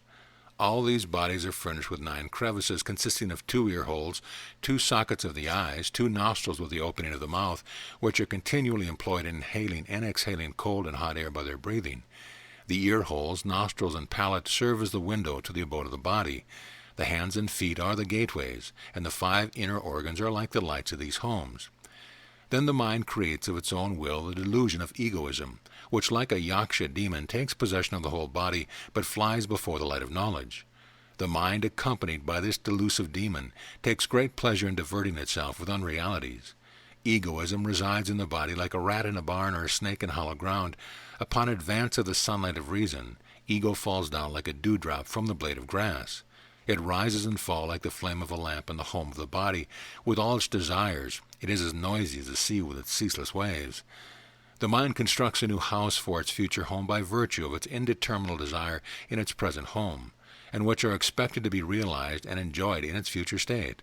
But no sooner does it cease to foster its desire than it ceases to exist and lose itself in that state of supreme bliss of which there can be no end. But it is born and reborn by its repeated desires, just as a child sees a ghost by its constant fear of it. Ego spreads the view of this miserable world before him. Absence of self-knowledge blocks the sight of all objects from view. Like a veil of thick darkness, it hides all things from sight. In this way, one's own attempt exposes himself to the misery of the world. Then he wails at his fate like a foolish monkey that brought in his own destruction by pulling out the peg from the chink in the timber. The mind remains in eager expectation of the enjoyment of its desired object, like a stag standing with its mouth lifted, waiting for a drop of honey to fall from a honeycomb hanging on high. The wistful mind now pursues its desired object, then forsakes him in disgust. Now it longs for joy, then it grows sulky at its failure, like a fretful child. Now try diligently, my boy, to extricate your mind from all outward objects, and fix your attention to the inner object of this meditation. The willful mind takes at its pleasure its good, bad, and moderate of sober forms, known under the names of sattva, raja, and tamas. The bad or weakened form of the mind delights in worldliness, and by debasing itself with all its greedy desires, reduces itself to the state of worms and insects in future birth. The good disposition of the mind is inclined towards virtuous deeds and the acquisition of knowledge. By these means the mind advances both to its solitude and self-enjoyment.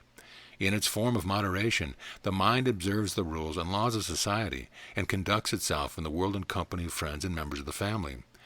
After renunciation of all these 3 forms, sattva, rajas, and tamas, purity, action, and laziness, the abdication of egoism and desires, it reaches the state of the absolute supreme being.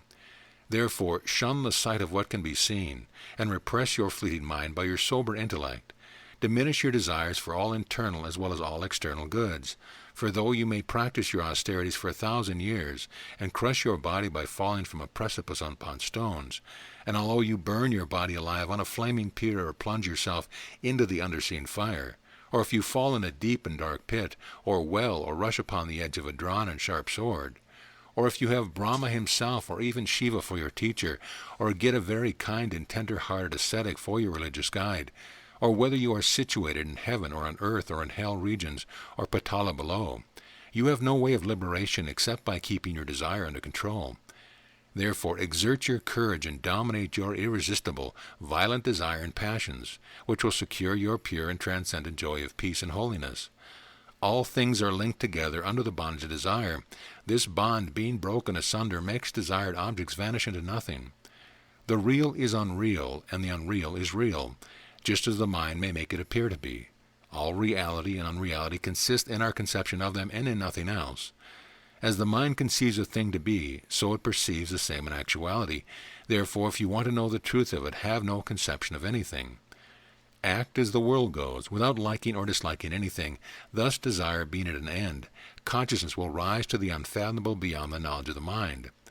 The mind having sprung from the Supreme Soul in the form of goodness afterwards is inclined towards the unreality of the world, and surely alienates itself from the Supreme, and exposes itself to all sorts of misery.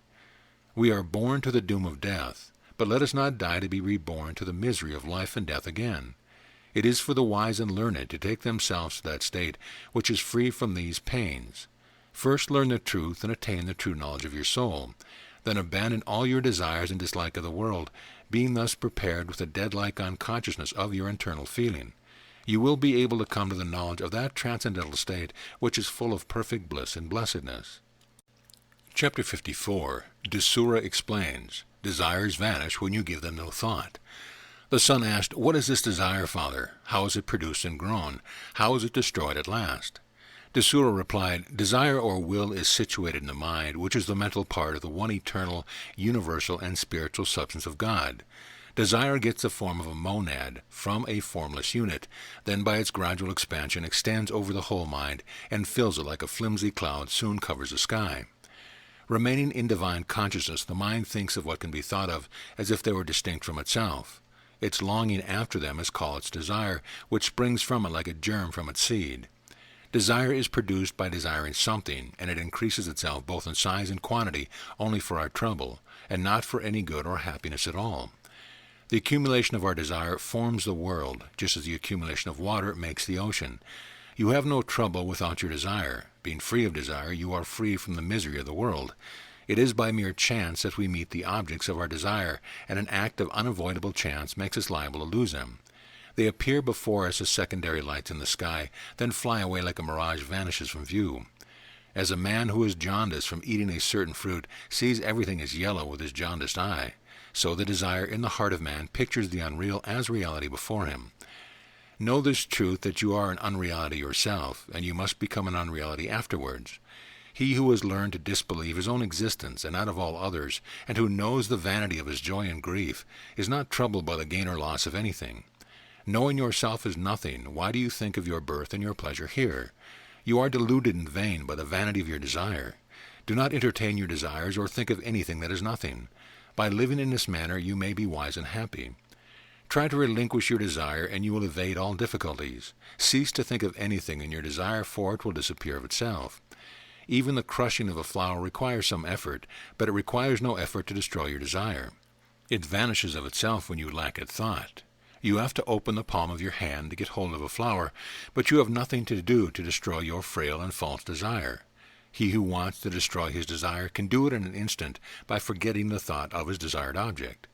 Thoughts repressed from other objects and fixed in the Supreme Spirit will enable one to do what is impossible for others to effect. Kill your desire by desiring nothing.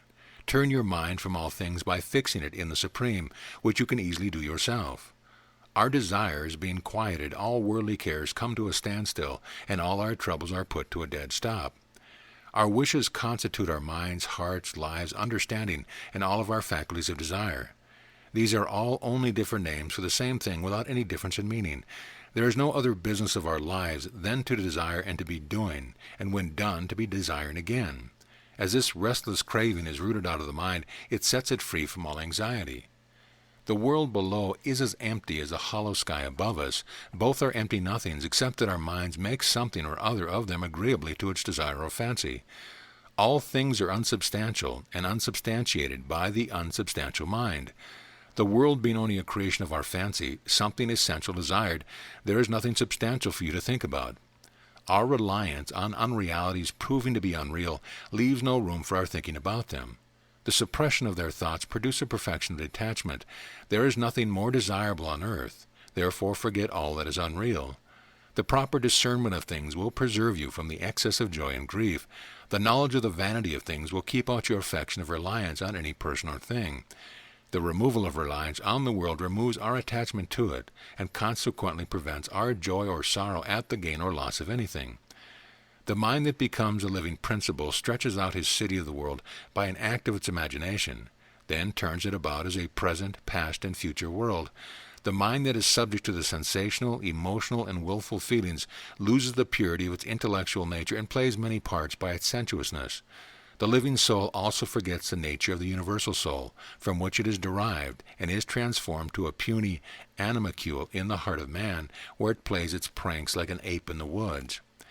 Its desires are as irresistible like the waves of the ocean, rising and falling in expectation of having every object of the sense. Our desires like every piece of straw that is lit by fire, and it burns and blows out in its invisible form within the mind. Our desires are as fickle as flashes of lightning. They proceed from the minds of the ignorant like lightning bolts from watery clouds. They are equally fleeting and misguided, and must be speedily avoided by the wise. Desire is undoubtedly a curable disease as long as it is a transient disease of the mind, but it becomes incurable when it takes a deep root in it. The knowledge of the unreality of the world quickly cures the disease of desire, but the certainty of the worldly knowledge makes it as incurable as the impossibility of removing the blackness of coal. What fool will attempt to wash a coal white, or convert a materialist to a spiritualist, or turn a raven or black man to whiteness? The mind of a man is like a grain of rice covered under its husk, which is soon husked upon the threshing floor. The worldliness of the wise is as soon removed like a husk of rice and the blackness of a cooking kettle. The blemishes of a man are blotted out by his own efforts, therefore you must try to exert yourself to action at all times. He who has not been able to master his vain desire and hobby whims in this world will find them vanish of themselves in course of time. Nothing false can last forever. The light of reason removes the false conception of the world, just like the light of a lamp dispels darkness from a room at sight, and night vision removes the secondary moon. The world is not yours, nor are you of this world. There is nobody or anything here related to you, nor are you related to any. Never think otherwise or take the false for true. Never foster the false idea in your mind that you are master of large possessions and pleasant things. Know yourself, and all pleasant things are for the delight of the Supreme Maker and Master of all. Chapter 55. Vasistha and Dasura meet. Further description of the Kadamba forest. Vasistha said, "Hear me, Rama, who is the delight of Raghu's race, and shines like the moon in the firmament of Raghu's family. After I heard the conversation between Dasura and his son, I descended from the sky to the top of the Kadamba tree, which was decorated with its green leaves and beautiful fruits and flowers. Then with my spiritual body I sat myself slowly and silently on top of the tree, as a light cloud descends on the summit of a mountain. I saw Dasura there, sitting like a giant by subduing the organs of his body, and shining with the luster of his penance, like fire blazing with its flame. The light issuing from his body reflected purple gold on the seat, and sat that spot like sunbeams emblazing the world. Seeing me present myself before him, Dasura spread a leafy seat for me to sit down, and then honored me according to the rules of ceremonial law. Then I joined with the luminous Dasura to continue his discourse, which was meant for the edification of his son and salvation of mankind from the misery of life. With Dasura's permission, I looked into the hollow of the tree and saw herds of stags gazing fearlessly upon it. It was as delightful as a dwelling overhung with vines where smiling flowers shed their light and breathe their fragrance to the winds. Fan-tailed deer flapped their long, hairy, and moon-bred tails against the herb-like tree, like flimsy white clouds sweep over the sky. The tree was adorned with fringes of pearly dewdrops, and arrayed all over with the fiery garb of the blossoms. Smeared with the dust of its flower, it appeared to be anointed with sandal paste, with its reddish bark cloaked in its roseate red. Decorated with flowers, the tree seemed to be standing in its bridal attire. It resembled a bridegroom embracing his twining bride. The dwelling shrubberies all around resembled the leafy huts of hermits, which, covered with their blossoms, looked like a city flying flags in festivity. Shaken by the stags in the act of rubbing their body, the trees darted their flowers abundantly upon the ground. Outlying lands were shattered as if they were broken by the horns of fighting bulls. Peacocks, daubed with flower dust, flying on the top of a nearby hill, looked evening clouds gliding over it. Here a goddess seemed to be playing on the lawn, red flowers in her hands and smiling sweetly with blooming blossoms. She reveled with the nectarine honey of flowers and shed her beauty on all sides. The closing buds, resembling her eyelids, were lulled to sleep by the forest breeze, breathing constantly with the fragrance of the flowers. Clusters of flowers forming her breast were hidden under the bodice of leaves. She sat at the window of her alcove, formed by twining creepers and vines, dressed in the purple garb of the flying powdery dust of flowers. She swung in her swinging cradle of bluish blossoms adorned with various floral ornaments from head to foot. She moved about the flowers in the garb of a woodland goddess, looking on all sides with her azure eyes of fluttering blue bees, and singing to them with sweet notes on her black kokila nightingales in a tree. The bees, tired with their labor of love, refreshed themselves by sipping the dewdrops tickling on tops of flowers. Then, taking their repast on the slarch-like meal, they slept together with their mates in the cell of flower cups. The bee couples, living in the flower cells, giddy from sipping the honey of the flower cups, were humming their love tunes to each other. For a moment the sage remained attentive to the murmur producing from the village beyond the forest. Now he listened with pricked-up ears to the buzzy bee of blue bees and flies at a distance. Then the sages looked down and saw moonbeams spread like a sheet of fine linen over the blades of grass on the ground below. They saw beautiful antelopes sleeping in their leafy beds on the ground below the stretching branches of shady trees, as if they were the progeny of their native forest. They saw fearless birds chirping on the branches and others sleeping confidently in their nests. They saw the ground covered with living creatures feasting on the root fruit that had fallen. They saw long lines of black bees lying mute on the ground like strings of beads, blackening it with their dark bodies. The forest was smelling with fragrance, and the sky was covered by a cloud of flowers. The dusk of kadamba blossoms colored the ground with perfumed gray, and kadamba fruit covered the face of the land. What more need be said other than there was no part of the tree which was not useful to living beings? Here deer were sleeping on fallen leaves, and there were others resting on the bare ground. Birds sat on the banks and beaches of the streams all around that lofty tree. As they were looking at the beauties of the forest in this manner, the night passed away as quickly as a night of festivity. The son of the hermit kept talking with me on many subjects, and derived many useful instructions from my teaching. As we conversed with each other on different subjects, the night passed away as quickly as that of a conjugal pair. Now it began to dawn, and blushing flowers began to pack their petals with a host of stars on high disappeared from the arena of the sky. I then took my leave and was followed by the hermit and his son for some distance from their kadamba tree, where I left them for my aerial course to the heavenly stream. There, having performed my holy ablution, I came down under the roof of heaven, and then entered the celestial region of the sages, which is situated in the midway sky. Now I have related to you, Rama, the story of Dasura, that you may learn from his example the unreality of the apparent world, which is only a shadow of the ideal one. It was for this reason that I told you what Dasura had said by way of explanation of the phenomenal world as a shadow of the ideal world. Therefore, know the spirit like Dasura, and imitate his example in the magnanimity of your soul. Forsake the unreal and pursue reality for your permanent delight. Rub out the dirt of desire from your mind and see the image of truth in it as in a mirror. Thus you will attain the highest state of knowledge and be honored in all worlds as a perfect being.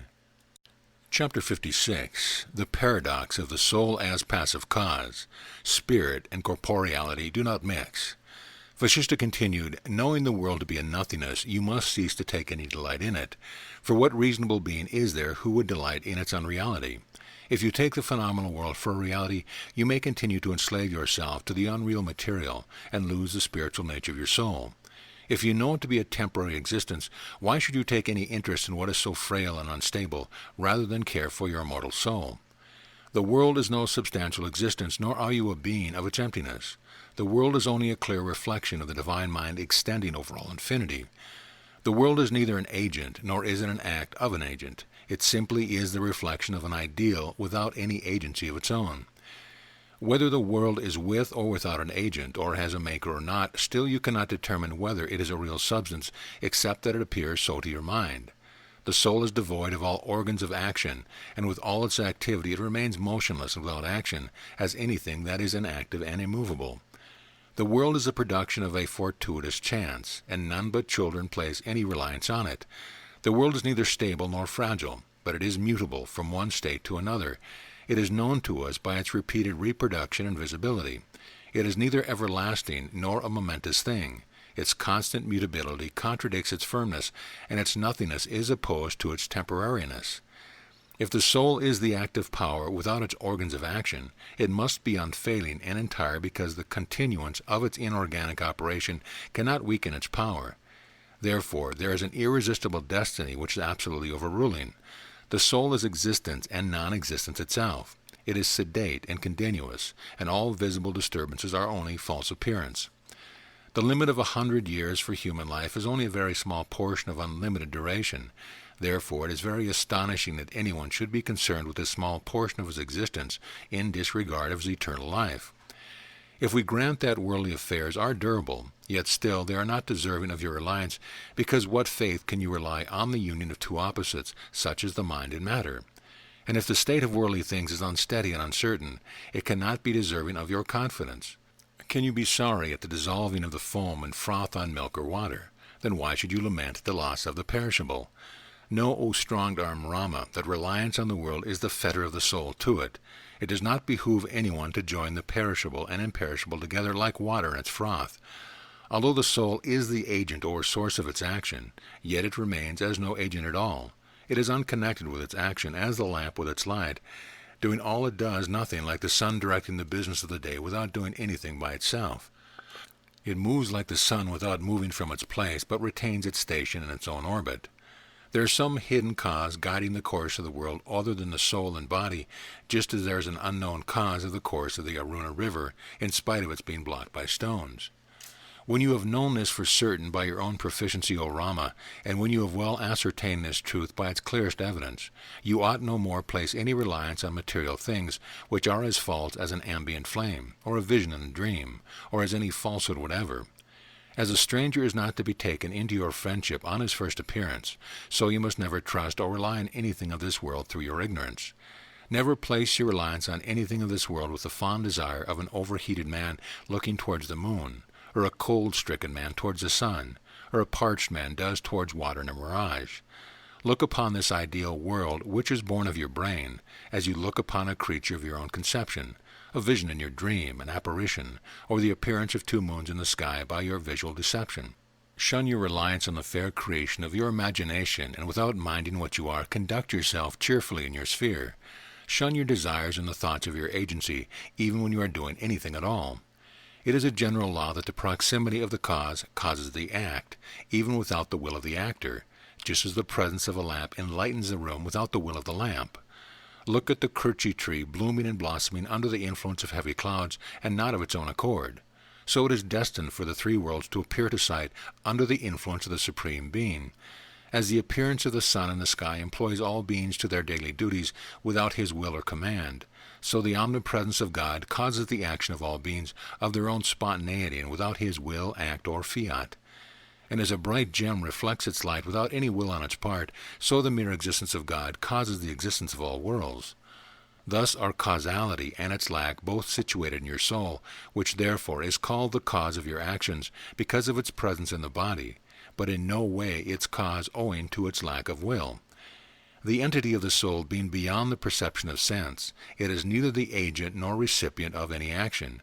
But being confined in the conscious body, it is thought to be both an active and a passive agent. Thus the properties of both causality and its lack resides in the soul. You may take it at any light you want for your purpose and rest content with your belief. But firmly believing yourself to be situated in a body doing actions without thinking of yourself as the author will save you from the guilt of all your act. The man who does not employ his mind to his actions becomes indifferent to the world. He is free from the world who is certain that he is no agent of his action. Whether a man is fond of his enjoyment or forsakes them in disgust, it is all the same to he who thinks himself to be no actor of them. But if you wish to remain Rama with your high ambition of doing everything in the world that is also good, and you may try to do it, but if I do not fall into such a great error as to have this high aspiration of yours, then I am never liable to the passion of anger, enmity, and other violent emotions in this world. The bodies that we bear are nourished by some and burned by others. Such being the state of our own being, we have no cause for our joy or sorrow in it. Knowing ourselves to be the author of our own happiness and misery, and knowing that we are the causes for the rise and dissolution of the world in our view, we have no reason to be joyful or sorry about it. When we have the sweet composure which is a balm to all disease in our soul, then there is an end to the joy and sorrows of our own making. Fellow feeling for all living beings makes the best state of mind. The soul that is so disposed is not subject to reincarnation. Rama, make this the best lesson for your conduct in life, that with all your activities you continue to think yourself as no actor at all. Remain quiet and steady as you are by resigning all things to themselves. Never think that it is you who does or undoes anything. But if you look to the different ways in which you do one thing or another, then you can have no rest or quiet, but must run in a way that leads to a trap of perpetual struggle and misery. The belief of a man's corporeality, that he is a destructible body and not a spiritual being, is only a bed of thorns to him. Therefore it must be avoided by all means in order to evade the danger of his imminent destruction. Corporeality is to be shunned as a hellhound feeding on dog meat. After the cloud of corporeality disappears from view, the light of spirituality will appear. After the clouds of corporeal desire disperse, the pure light of spirituality presents the appearance of bright moonbeams of holiness. It is by the help of this light that the spiritual person is able to steer across the ocean of this world.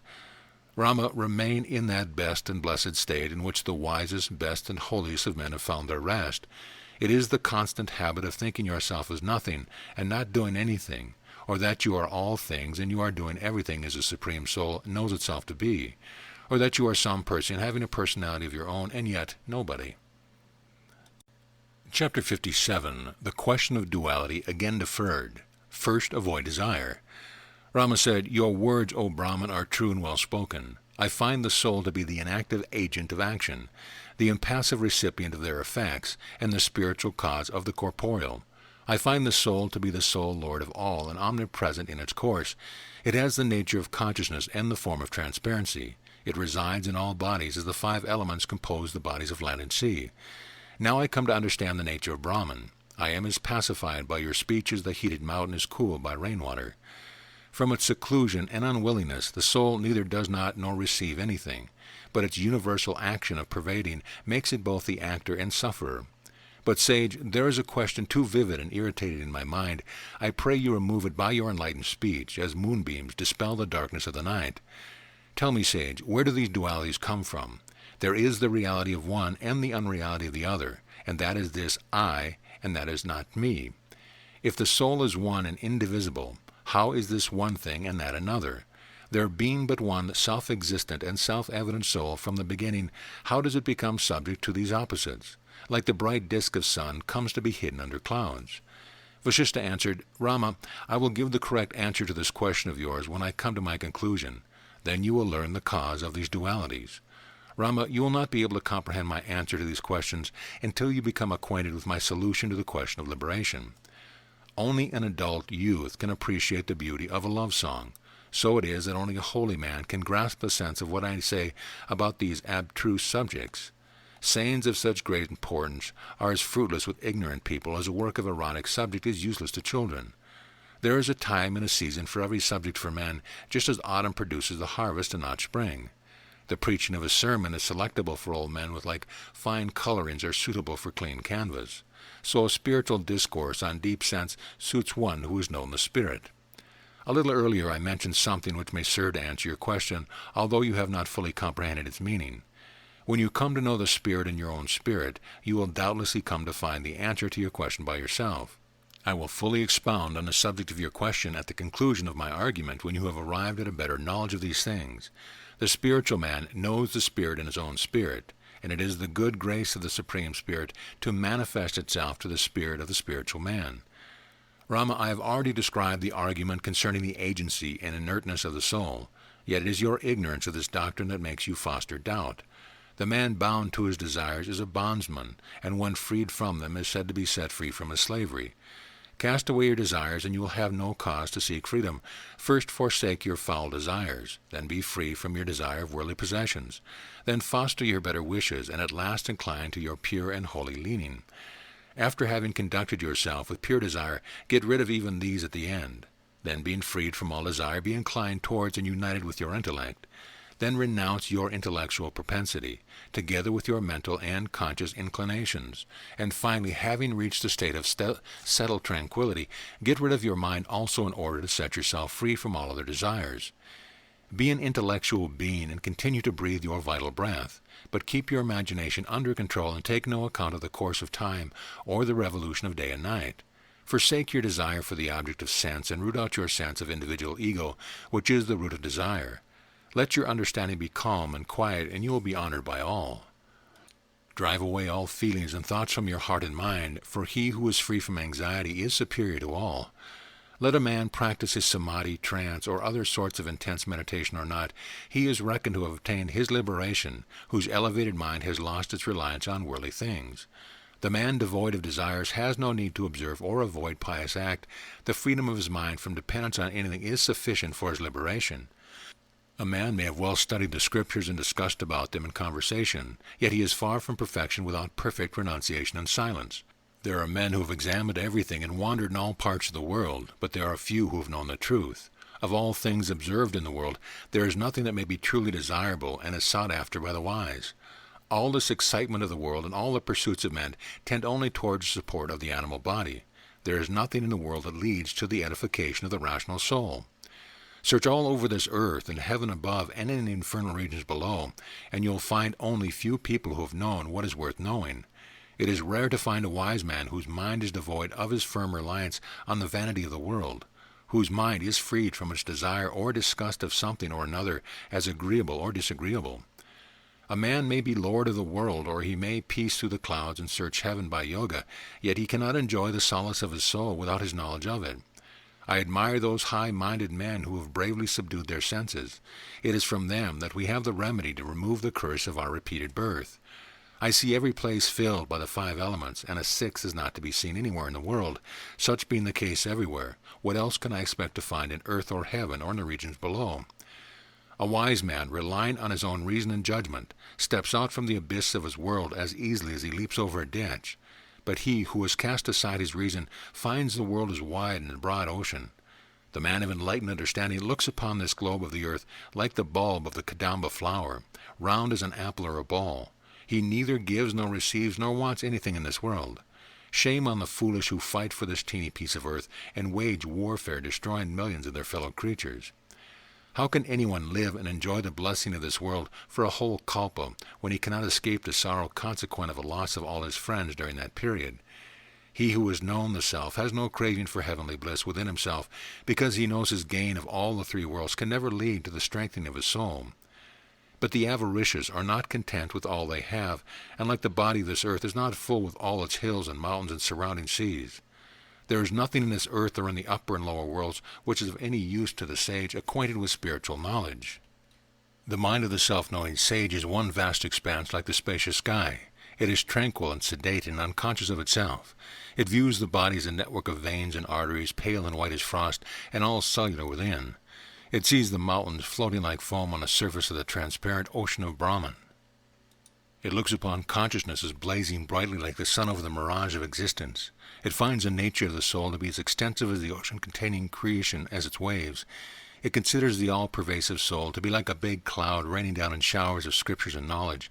Fire, moon, and sun, as every opaque atom in nature, appear as fuel on a furnace that needs to be lit by the blaze of the intellect. All embodied souls of man, gods, and demigods rove in the wilderness of the world, feeding upon their fodder of food like deer grazing in their pasture. The world is a prison house in which everyone is a prisoner with his wearisome body. The bones are the latches of this dungeon, the head is the roof, the skin is leather, and the blood and flesh of the body are like the drink and food of the imprisoned. Men are like dolls covered with skin for the amusement of children. They are continually wandering in quest of food, like cattle running toward their pasture ground.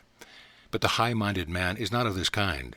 He is not moved by worldly temptations, just as a mountain is not shaken by a gentle breeze. The truly great and wise man rests in the higher state of eminence, in which the stations of the sun and moon are seen as the lower regions. It is by the light of the Supreme Spirit that all the worlds are lit and all the minds are all enlightened. But the ignorant are immersed in the ocean of ignorance, and nourish only their bodies in disregard of their souls. No worldly good can allure the heart of the wise who have tested the vanity of temporal things. No earthly evil can obscure their souls, which are as bright as the clear sky with no cloud can darken. No worldly pleasure can gladden the soul of the wise man, just as the dance of the monkeys can give no joy to the heart of Shiva, which delights in the dancing of Parvati. No earthly delight can have its seat in the heart of the wise, as sunlight is never reflected in a gem hidden under a bushel.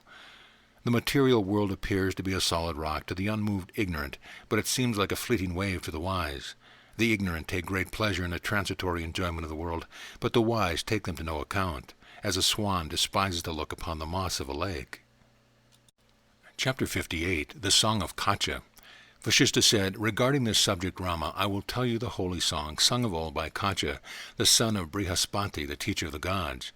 The son of the divine tutor lived in a grove in some part of Mount Meru, where by means of his holy meditation he found the tranquility of his spirit in the Supreme Soul. His mind being filled with the ambrosial nectar of divine knowledge, he derived no satisfaction at the sight of the visible world composed of the 5 elements. Being wrapped in his mind with the vision of the Holy Spirit, he saw nothing else beside him. Then he fervently uttered to himself the following joyful song.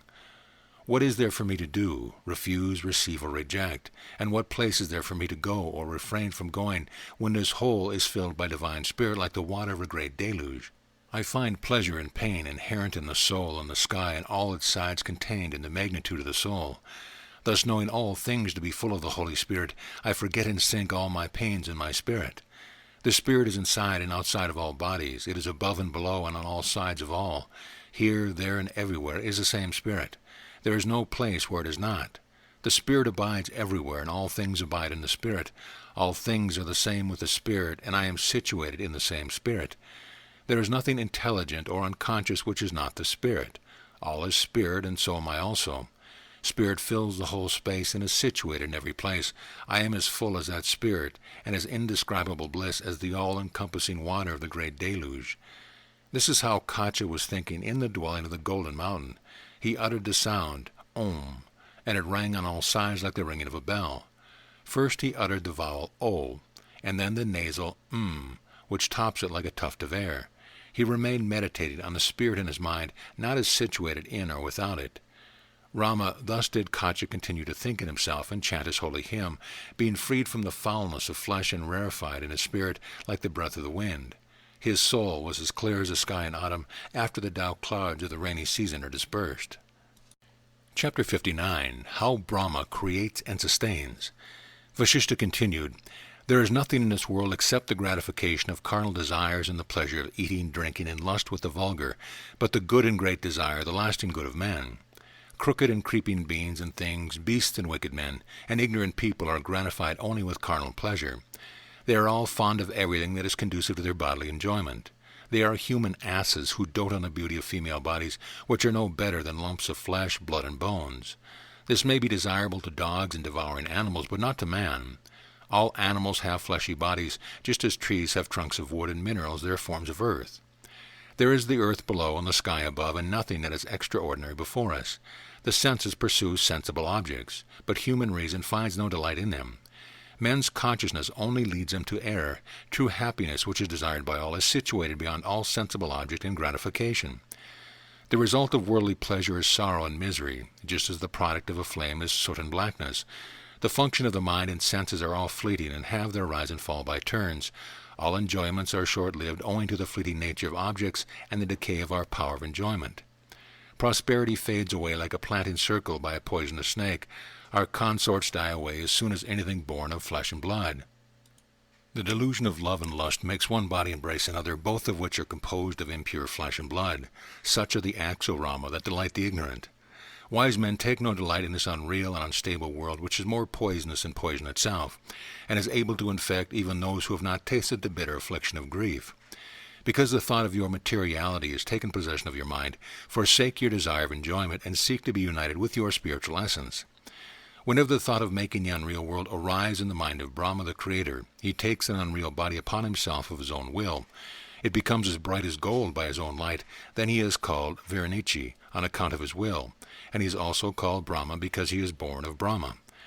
Rama asked, how does the world become a solid substance from having been a visionary form in the spirit or mind of God?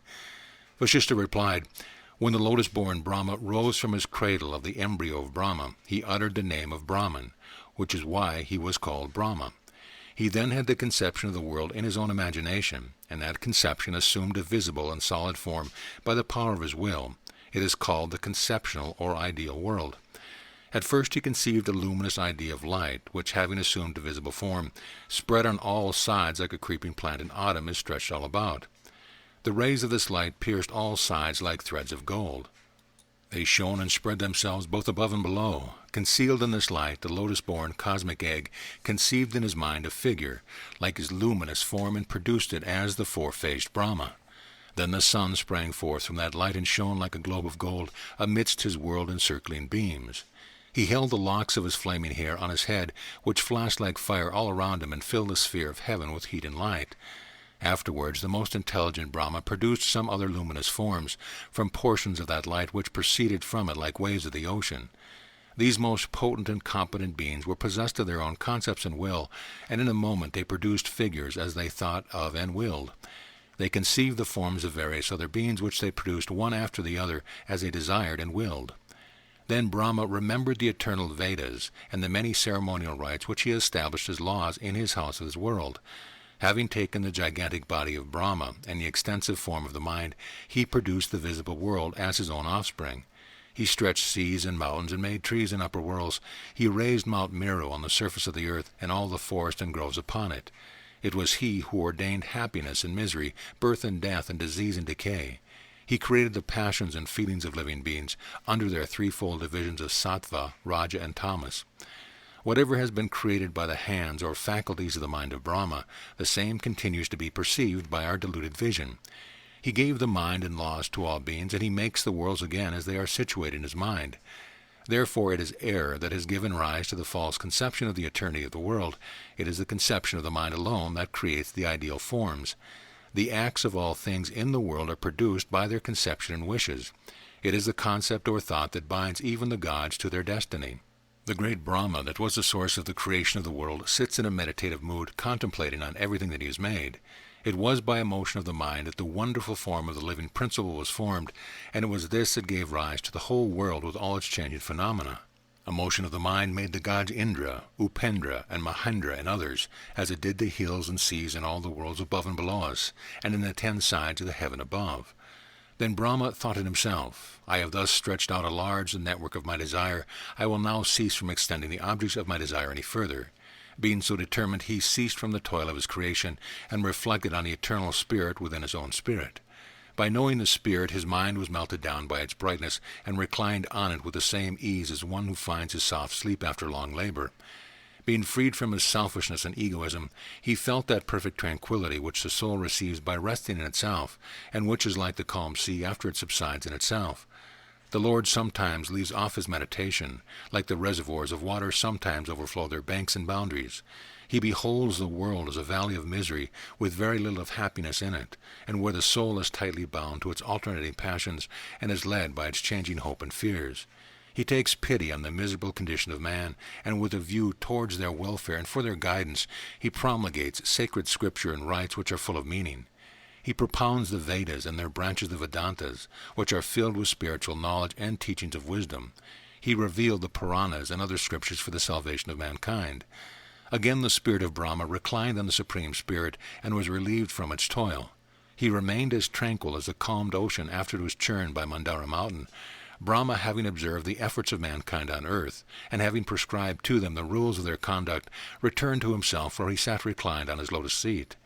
Sometimes he remains entirely devoid of all his desires. At other times, from his great kindness, he takes care for mankind upon himself. He is neither simple in his nature, nor does he assume or reject his form in the states of his creation and cessation. He is nothing other than consciousness which is neither present nor absent in any place. He is conversant with all states and properties of things, and is as full as the ocean without intermixture of any crude matter in him. Sometimes he is quite devoid of all attributes and desires, and is only awakened from his inertness by his own desire of doing good to his creatures. I have thus expounded you about the existence of Brahma and his real states of Sattvika, Madhyanika, and Suranika creation. The intellectual Sattvika creation is what rises of itself in the spirit of Brahma, and the mental is the result of his mind and will. The first is the direct inspiration of Brahma into the spirit of Brahma. After the creation of the material world by the rajas or active nature of Brahma, there rises the visible Madhyanika creation in the air by the will of the Creator. In the next step of animal creation, some were born as gods and others as yaksha demigods, and this is called Suranika because the suras or gods were created in it. Every creature is born in the shape of its inherent nature, that it is either elevated or degraded according to the nature of its association. It also lays the foundation of its future state of bondage to birth or liberation by its acts commenced in the present life. In this manner, O Rama, the world has come to existence. Its creation is evidently a world of labor, as it is brought into being by various acts of motion and exertion of the body and mind. All these products of the God's will are sustained by continuous force and effort on his part. Chapter 60. Production of Sattvic and Raja Sattvic beings. Vasistha continued, O strong-eyed Rama, after the great Father of creation took himself to his activity, he formed and supported the worlds by his energy and might. All living and departed souls are tied like buckets to the rope of their desire, and made to rise and fall in this old well of the world by the law of their predetermined destiny. All beings proceeding from Brahma and entering the prison house of the world have to be concentrated into the body of the airborne Brahma, just as all the waters of the sea have to be whirled into the whirlpool in the sea. Others are continually springing from the mind of Brahma, like sparks of fire struck out of red-hot iron, while many are flying into it as their common center. Rama, all lives are like waves in the ocean of the everlasting spirit of Brahma. They rise and fall in him according to his will. They enter into the atmospheric air like smoke rising and entering the clouds, at last mixed together by the wind in the spirit of Brahma. Then they are overtaken by the elementary atoms flying in the air, which lay a hold of them in a few days, just as demons seize the host of gods with violence. Then the air breathes the vital breath into these bodies, which infuse life and vigor in them. Thus living beings manifest themselves on earth, while others are flying as living spirits in the form of ethereal smoke. Some appear in their subtle elemental forms in their airy cells in the sky, and shine as bright as the beams of the luminous moon. Then they fall upon the earth like pale moonbeams falling on the milky ocean. They land like birds in the groves and forests, and become stiffened by sipping the juice of fruits and flowers. Then, losing their aerial and bright forms of moonbeams, they settle on these fruits and flowers and suck their juice like infants hanging upon their mother's breasts. The protozoa are strengthened by drinking the juice of fruit, ripened by the light and heat of the sun. Then they remain in a state of unconsciousness until they enter the animal body. The animated, microscopic organisms remain in the womb with their undeveloped desires in the same manner as unopened leaves are contained in the seed of a fig tree. All lives are situated in the great God like fires inherent in wood, and a clay pot resides in the earth. After many processes they have their full development. One that has received no bodily form and moves without manifesting itself is said to be a satya, truth, or spiritual being, and has a large scope of action. He who gets his liberation in or after his lifetime is said to have a pure, sattvika birth, but whoever is obliged to be reborn by his act is said to alone belong to the active, pure, raja sattvika class. Anyone of this class who is born to rule over others becomes giddy with pride, tamas passive, is said to be of the nature of ignorance. I will now speak of the class of being. Those originally born with pure, sattvika nature are pure in their conduct, and have never to be born again. Men of active, pure, raja savika temperament have to be reborn on earth, but being elevated by their reasoning powers, they have no more to be born in this lower world. Those who have directly proceeded from the Supreme Spirit, without any mixture of these natures, are men filled with every quality and are very rare on earth. The various classes of tamasic, idle, lazy creatures of ignorance are both unconscious and speechless. They are of the nature of immovable plants and minerals, and need no description. How many among gods and men have been reborn to the cares of the world, owing to the demerit of their past action? I myself, though filled with knowledge and reason, am obliged to lead a life of the Raja Sattvic kind, owing to my interference in society. It is by your ignorance of the Supreme that you behold the vast extent of the world, but by considering it rightly, you will soon find all this to be only the one unity. Chapter 61. Rajas and Sattva qualities to be desired. Vasistha continued, Those who are born with the nature of Raja Sattva remain highly pleased in the world, and are as happy in their faces as the face of the sky with the serene light of moonbeams. Their faces are not darkened by melancholy, but are as bright as the face of heaven. They are never exposed to troubles like lotus flowers are exposed to night frost. They never deviate from their even nature, but remain unmoved like immovable bodies. They persist in their course of beneficence, like trees yielding their fruit to all. Rama, the Rajas and Sattva-natured man, gets his liberation in the same manner as the disk of the moon receives its ambrosial beams. He never forsakes his mildness, even when he is in trouble. He remains as cool as the moon, even in her eclipse. He shines with the lovely virtue of fellow-feeling to all. Blessed are the righteous who are always even-tempered, gentle and as handsome as a forest tree, beset by vines with cluster of blossoms. They keep in their bounds, just as the sea remains within its boundaries, and they are meek with their even tempers like yourself. Hence they never desire or wish for anything in the world. You must always walk in the way of the godly, and not run to the sea of dangers. You should go in life this way without pain or sorrow. Your soul will be elevated in the Rajasic and Sattvic states by avoiding the ways of the ungodly and considering well the teaching of the Scriptures. Consider well in your mind the frail acts that are attended with various evils. Do those acts which are good for the three worlds, both in their beginning and end, and forever to eternity. The intelligent, because they are free from narrow views, think that false mental images, the offspring of ignorance, are dangerous to them and not otherwise. For the enlightenment of your understanding, you should always remember and say, O Lord, What am I, and where does this multiplicity of worlds come from? By diligently considering these subjects in the society of the wise and righteous, you must neither be engaged in your ceremonial acts nor continue in your unnecessary practice of rituals. You must look at the disconnectedness of all things in the world from you, and seek to associate with the righteous, like peacock yearning for raining clouds. Our inner egoism, outer body, and the external world are the three seas surrounding us, one after the other. Only right reasoning provides the raft to cross over them and bring us under the light of truth. By refraining to think of the beauty and firmness of your exterior form, you will come to perceive the internal light of your consciousness hidden under your egoism, like the thin connecting thread concealed under a string of pearls. That eternally existent and infinitely extended blessed thread connects and stretches through all being. Like pearls strung with a thread, all things are linked together by the latent Spirit of God. The empty space of divine consciousness contains the whole universe, just like the emptiness of air contains the glorious sun, and like the hollow of the earth contains an ant. The same air fills the cavity of every pot on earth, so it is the one and same consciousness and Spirit of God which fills, enlivens, and sustains all bodies in every place. As the ideas of sweet and sour are the same in all men, so the consciousness of the intellect is alike in all mankind.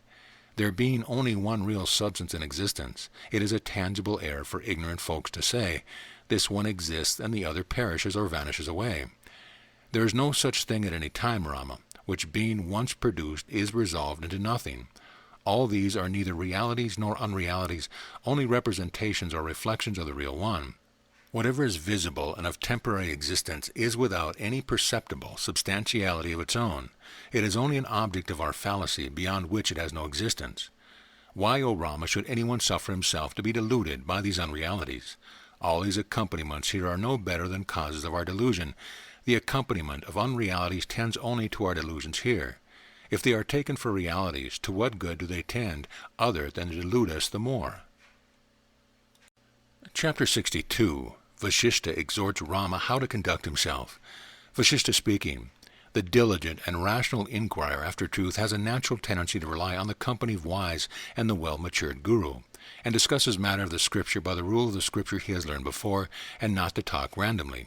In this way, by discussing the abstract science of yoga with the good and the great and unavaricious learned, he can attain true wisdom. The man who is so acquainted with the true sense of the Scriptures and qualified by his habit of dispassion in the society of holy men shines as the model of intelligence like yourself. Your liberal-mindedness and self-reliance, combined with your cool-headedness and all other virtues, have set you above the reach of misery and all mental affliction, and also has freed you from future reincarnation by your attainment of liberation in this life. Truly have you become like an autumn sky cleared of its gloomy clouds. You are freed from worldly cares, and you are filled with the best and highest wisdom.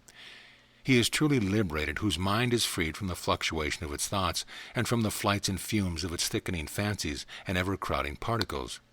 Henceforth all men on earth will try to imitate the noble disposition of the equanimity of your mind, which is devoid of its passion of love and hatred, as also of affection and enmity. Those who conform to the custom of their country and conduct themselves in the ordinary course of men in their outward demeanor, and cherish their inner sentiments in the close recess of their bosoms, are reckoned as truly wise and are sure to get over the ocean of the world on the floating raft of their wisdom. The meek man, who is a spirit of universal toleration like yours, is worthy of receiving the light of knowledge, and of understanding the significance of what I say. Live as long as you have to live in this frail body of yours, and keep your passions and feelings under the sway of your reason. Act according to the rules of society, and keep your desires under subjection. Enjoy the perfect peace and tranquility of the righteous and wise, and avoid both the cunning of fox-like deceivers of others and the silly foolishness of children. Men who imitate the purity of manners and conduct of those who are born with the property of goodness also acquire the purity of their lives in process of time. The man who is habituated into the practice of manners and the modes of life of another person is soon changed to that mode of life, though he be of a different nature or of another species of being. The practices of past lives accompany all mankind in their succeeding birth as their preordained destiny. Only by our vigorous efforts are we able to avert our fates, like kings using their greater might to overcome a hostile force. Only through patience does one redeem his good sense. Only by patient effort may one advance to a higher birth from his low and mean condition. The good have attained better birth than life because of their good understanding. Therefore, O Rama, employ yourself polishing your understanding. A God-fearing man is possessed of every good and exerts his efforts to attain godliness. Only by manly efforts do man obtain the most precious blessing. Those of the best kind on earth long for their liberation and future, which also requires the exertion of tapas and meditation for its attainment. There is nothing in this earth or below, or in the heaven of the celestials above, which is unattainable to a concerned man through his self-effort. It is impossible for you to obtain the object of your desire without the exercise of your patience and dispassion, and through the exertion of your prowess and austerities of celibacy. Nor is it possible to succeed in anything without the right use of reason. Try to know yourself and do good to all creatures by your courage. Employ your good understanding to drive away all your cares and sorrow. In this way you will be liberated from all pain and sorrow. O Rama, who is filled with all admirable qualities and endued with the high power of reason, keep yourself steady in acts of goodness, and never may the false cares of this world overtake you in your future life. End of chapter. End of Book 4.